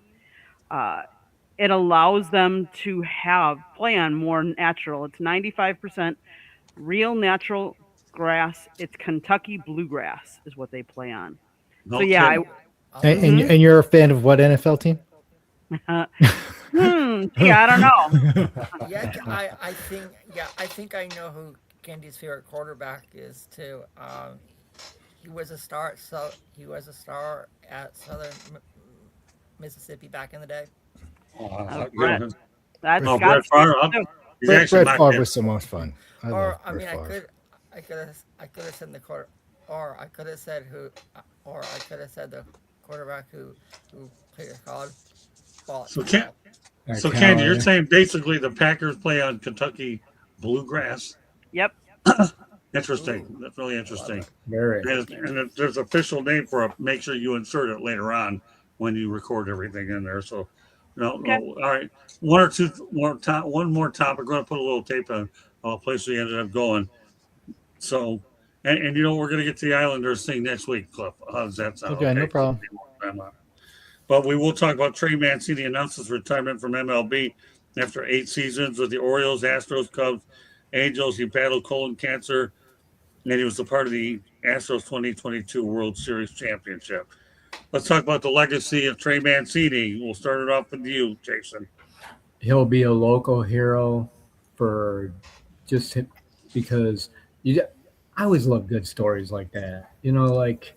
I think, as a matter of fact, there's been a lot of players, that have come back from, or just come back from cancer, or come back from an illness, or come back from an injury, and fans love that. And he had even though it was only an 8-year career, that's a long time for what he did for the city of Baltimore, and then he went on to win the World Series with Houston. But I give him a lot of credit for fighting through it. I knew some friends that have passed to that, and I give him all the credit in the world for fighting through it and to keep playing, and it's not easy, and I can't think of the top of my head as far as like sports players at the moment. I'm probably here in a minute, but who have battled and they have come back. So definitely a solid career, even though it was only 8 years. But at the same time, he went out a champion, and he'll be a champion in life too. Great stuff. I like it, Lucas. Yeah, I mean, Mancini was a stud before he got diagnosed with stage 3 colon cancer.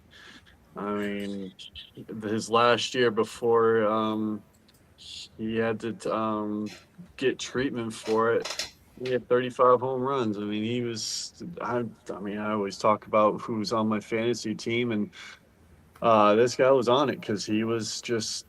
291 with 35 home runs. That's a big number. And then you get stage 3 colon cancer, that'll knock you out.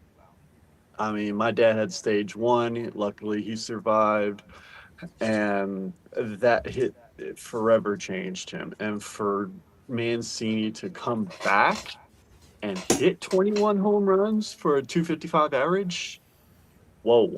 And then you play for another 2 years after that. That's toughness beyond measure. That just says how much grit and how much he just wants to play the game.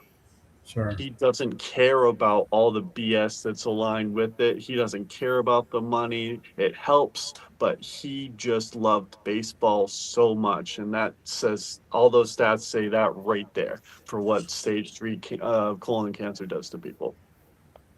Okay. Okay, go ahead, Cliff. Okay, he's been a really good player.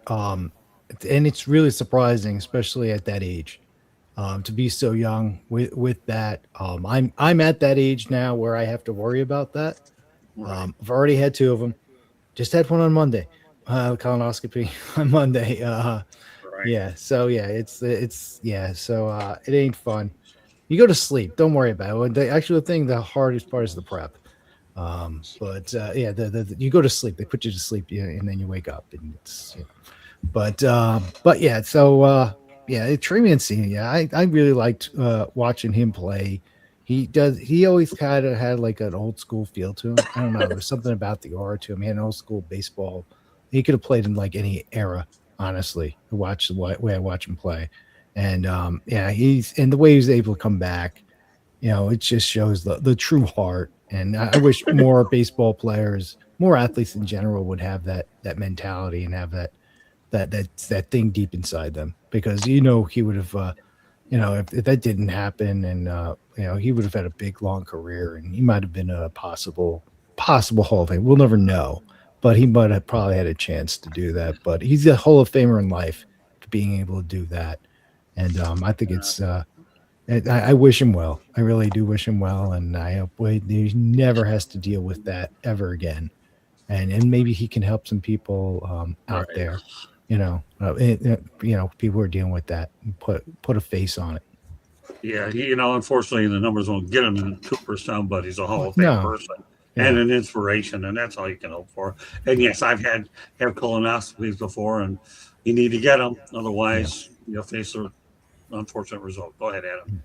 Yeah, when I heard the news about Trey Mancini, I wish him nothing but the best going forward. Doing what he did with the Orioles, outstanding Major League Baseball player all around. Like Manson Scott, his numbers won't get him into Cooperstown, but he's an inspiration for everyone else who's going through what he's going through. Right. And I love what Lucas and Cliff said, and I echo exactly what they said as well. Okay, Candy, you have the last word. Then we have a special video we're going to run by you tonight. Roll the Travel Channel. Go ahead, Candy. I think part of what helped him recover and beat colon cancer was MLB. The fact that he knew that he could come back and he could play. I think it's remarkable what he's done afterwards. Let's face it, we've all known someone that's had it at some point. The C word is an ugly word, but the treatment for it completely wears you out and it changes your body. And I think that's something that if we've never experienced it ourselves, it's hard for us to know and appreciate what he did coming back and being able to play at such an elite level after going through all of that. Because let's face it, even the C word messes with your mind. Oh, of course. It does, Candy. Yeah. It does. Well, amazingly enough, Adam talks about autism. I'm dealing with Alzheimer's, so, and hasn't been easy either, but I just take it in stride. I don't let this bother me. I just go out there and battle my butt off and keep doing this stuff to keep my mind active. And I figure if I get my mind active, then I'll keep this thing going. I think that's the thing I live for, is doing these shows and covering events every night and watching my wife go out there and play with my service cat Rusty, who is the most feisty little animal that you ever did see, but he is absolutely cotton picking. I'll do my best to try to keep you sharp and get you mad, so I can keep you on focus and all that in every way I can. Hey Cliff, I'm going to tell you something, brother. We can say what we want about how much fun we have on the air, pal.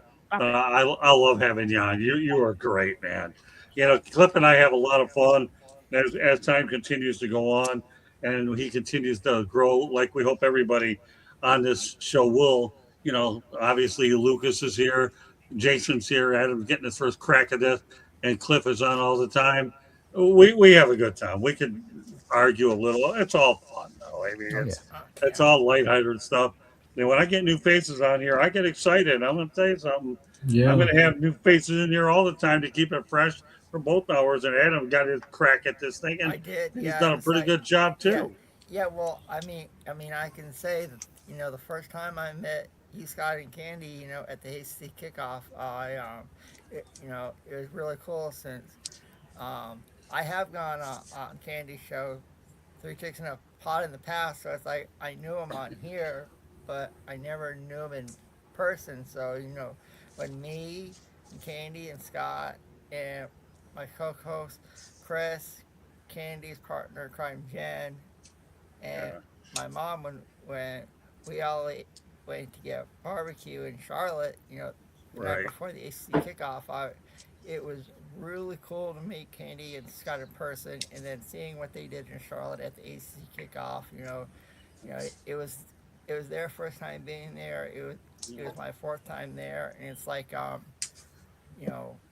this year in the ACC, it runs through Coral Gables, Florida, and Scott and Candy cover the Miami Hurricanes, and it's like, you want to be the best in the ACC, you got to take down the mighty Miami Hurricanes.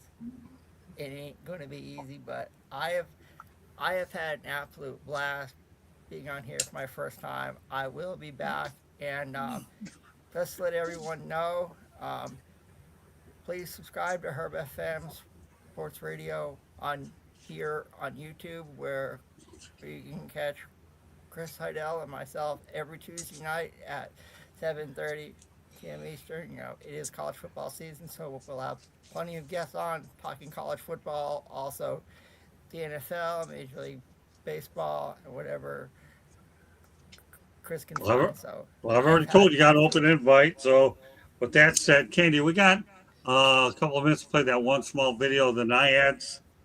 Okay. Yeah, let's go ahead and do that real quick, and then we'll go around the horn to wrap this bad boy up. It's a great little video. It allows us to promote the newest YouTube channel here that Candy and Rob have a show with. Go ahead, Candy. Give me 1 second here. Okay, it's right here. Just got in front. Share.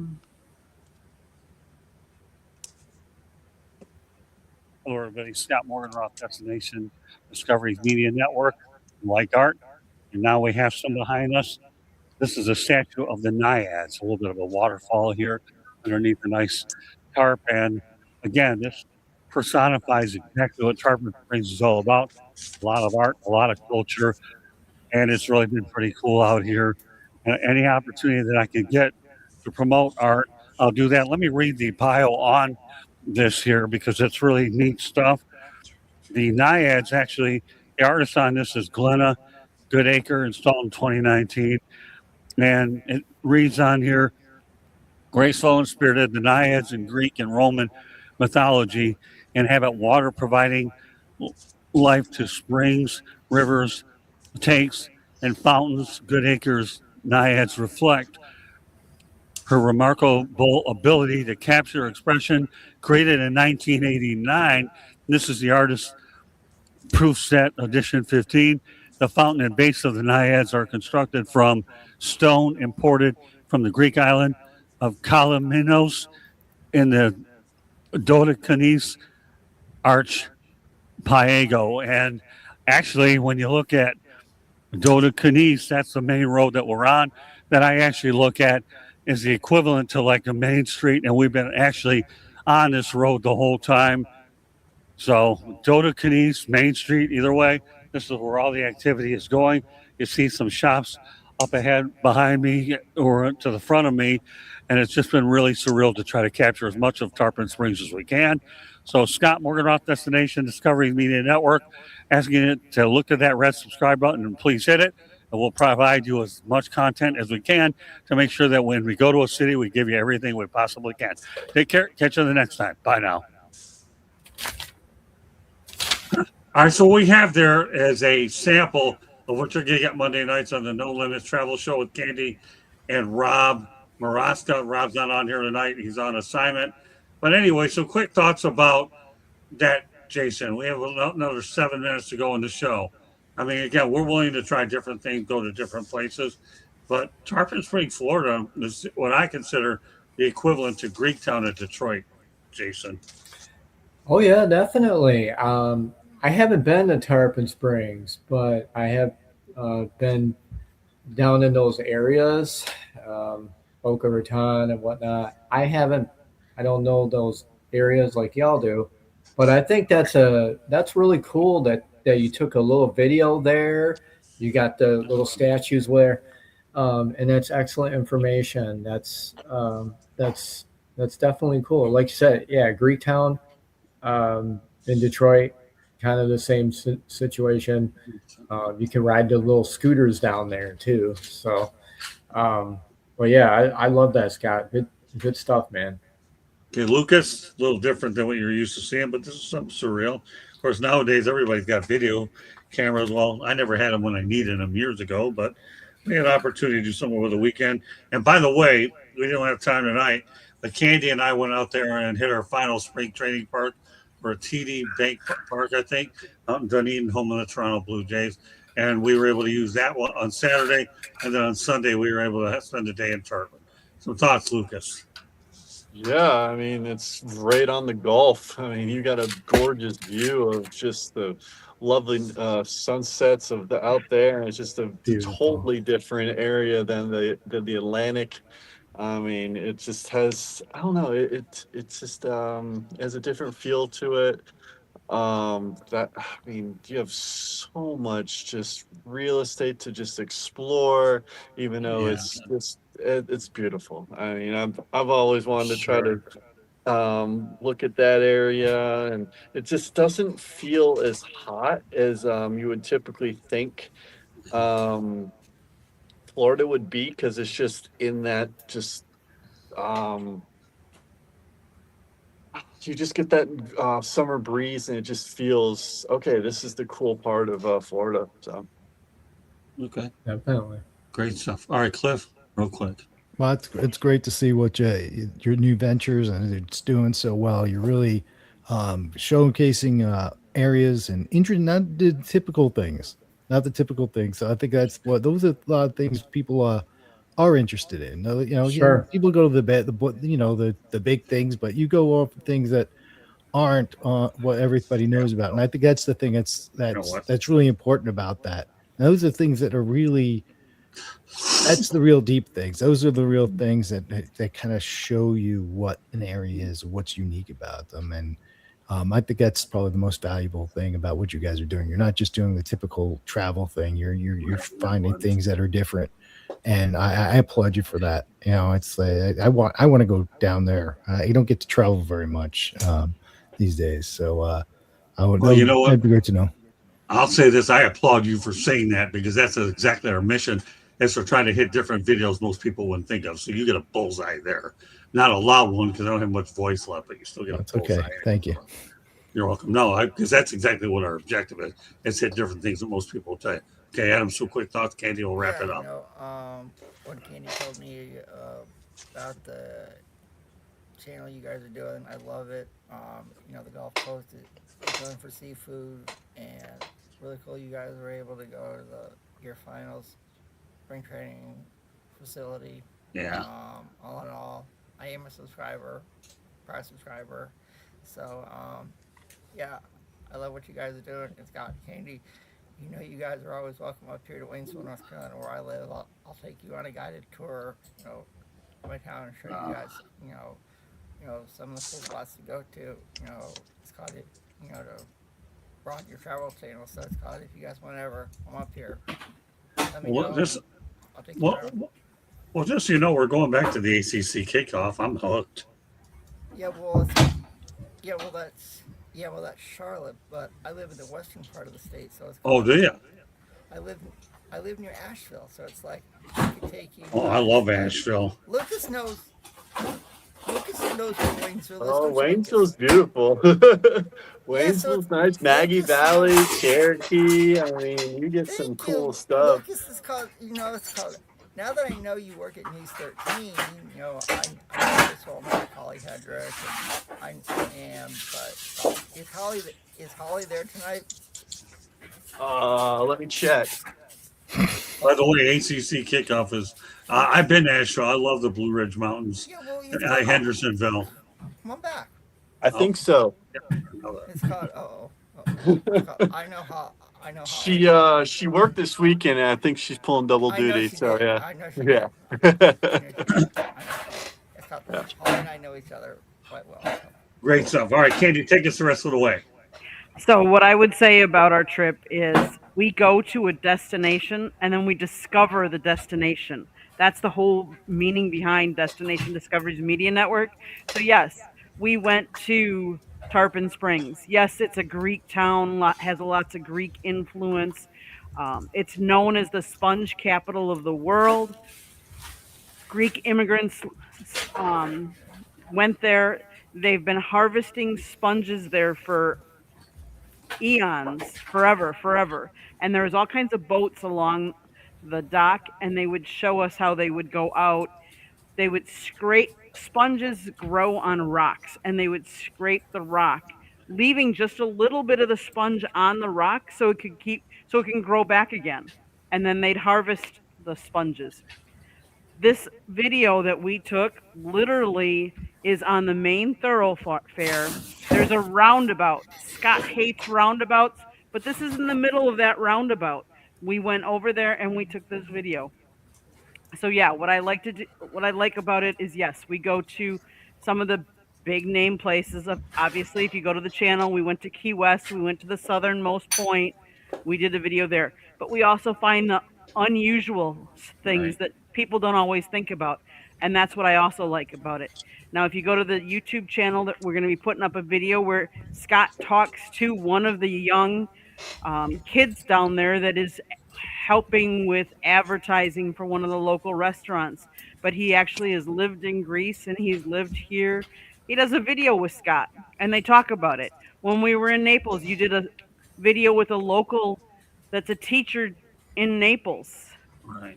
I like some of that too. So it's not just always going to a place and telling a story. It's also telling people's stories too, which I like on the travel. Yeah, I look for local people on top of the. Go ahead. Oh, I was going to run into our spiel, but go ahead, Scott. Yeah, I like talking to local people as well as hitting particular places.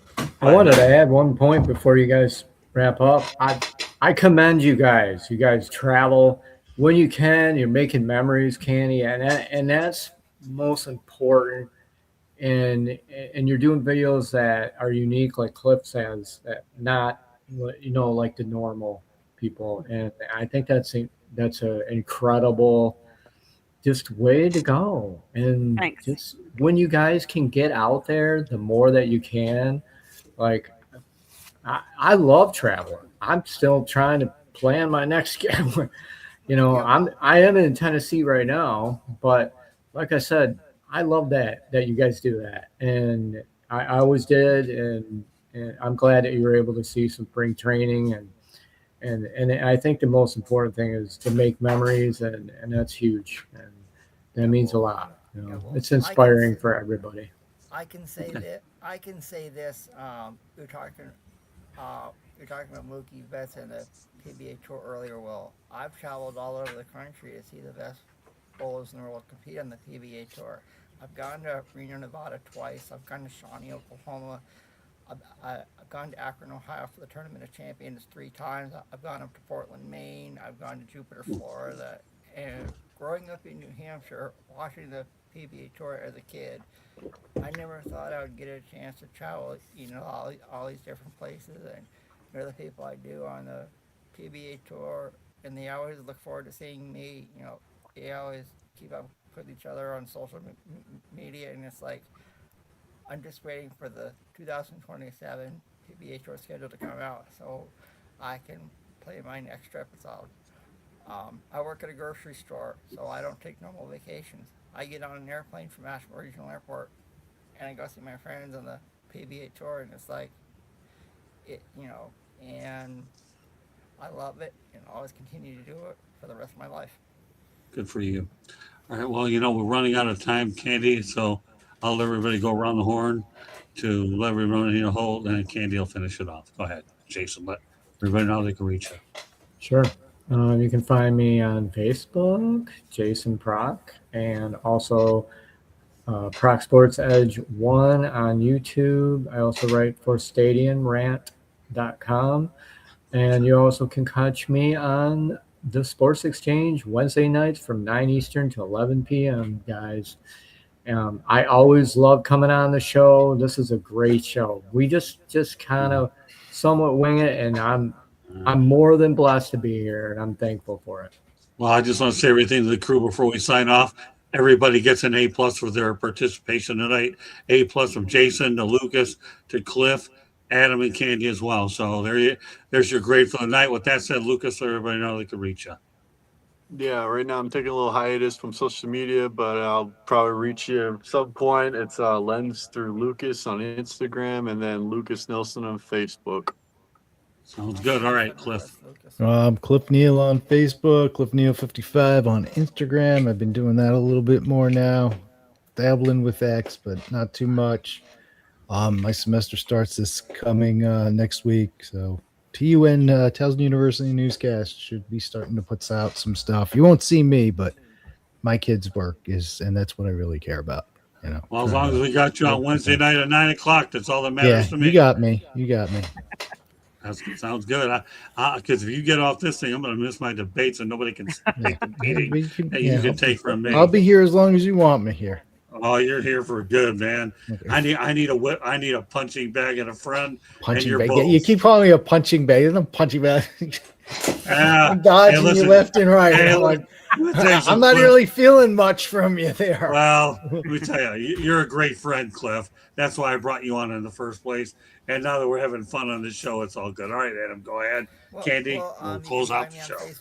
You can find me on Facebook at Adam Lemmery, and that's also my name on Instagram. You can find me on Twitter at AllSportsFan24, and also, like I've said, subscribe to Herb FM Sports Radio here on YouTube.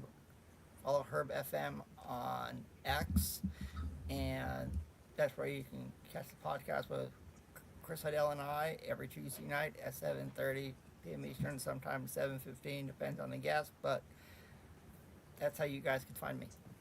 Sounds good. All right, Candy, take us the rest of the way. South Florida Tribune Publishing Company published a book, Lessons to the Microphone, Tuning into the Enduring Wisdom of Visionary Leaders. It is written by our host, Scott the Motor City Madmouth Morganroth, talks about his 40-plus years in the media business. Go get your copy today. It's available on Amazon, Barnes & Noble, Kindle, Google, and Apple Books. Audiobook is also out there. Link on our website, www.southfloridatribune.com, where there's a plethora of other great content. If you like to listen to podcasts, you can find us wherever you get your podcasts. If you want to be a guest or sponsor a show, email us at southfloridatribune@gmail.com. If you see the red subscribe button in the lower right-hand corner, that means you have not yet subscribed to us. Honestly, I don't know what you're waiting for. Just click it, like us, share us, and then turn on your notifications so you're notified every time we go live. Monday nights is baseball night. Tuesday nights is football. Wednesday nights, anything goes. Thursday night is either hockey or soccer. Most of the time it's going to be hockey going forward. And then on Fire Up, you can come over to the Country Club. That's my show where we talk sports. And then last but not least, Monday nights, No Limits travel show. We're on the South Florida Tribune YouTube channel, or you might be watching from Destination Discovery's Media Network. Either way, please subscribe to both. This is our travel channel where we go places and we discover what's at our destination. There are videos up from Iceland, Norway, Paris, Germany, Key West, Naples, Tarpon Springs, Spain, Portugal on there. Go check out our channel and come travel with us. There you go. Great way to end it. That said, that does it for this edition of the Sports Exchange. On behalf of Jason Brock, Lucas Nelson, Cliff Neal, and Adam Lemmeries, and Candy Emily. This is Scott Morganroth, the Motor City Madmouth. Thank you for joining us, and we'll be tomorrow on Sports Wrap. Will start at around 8 o'clock p.m. Eastern Time. Have a good night, followed by the Country Club. Good night, everybody. Thank you very much for joining us. We appreciate the comments in the chat room as well, and wherever you're listening and watching. Thank you.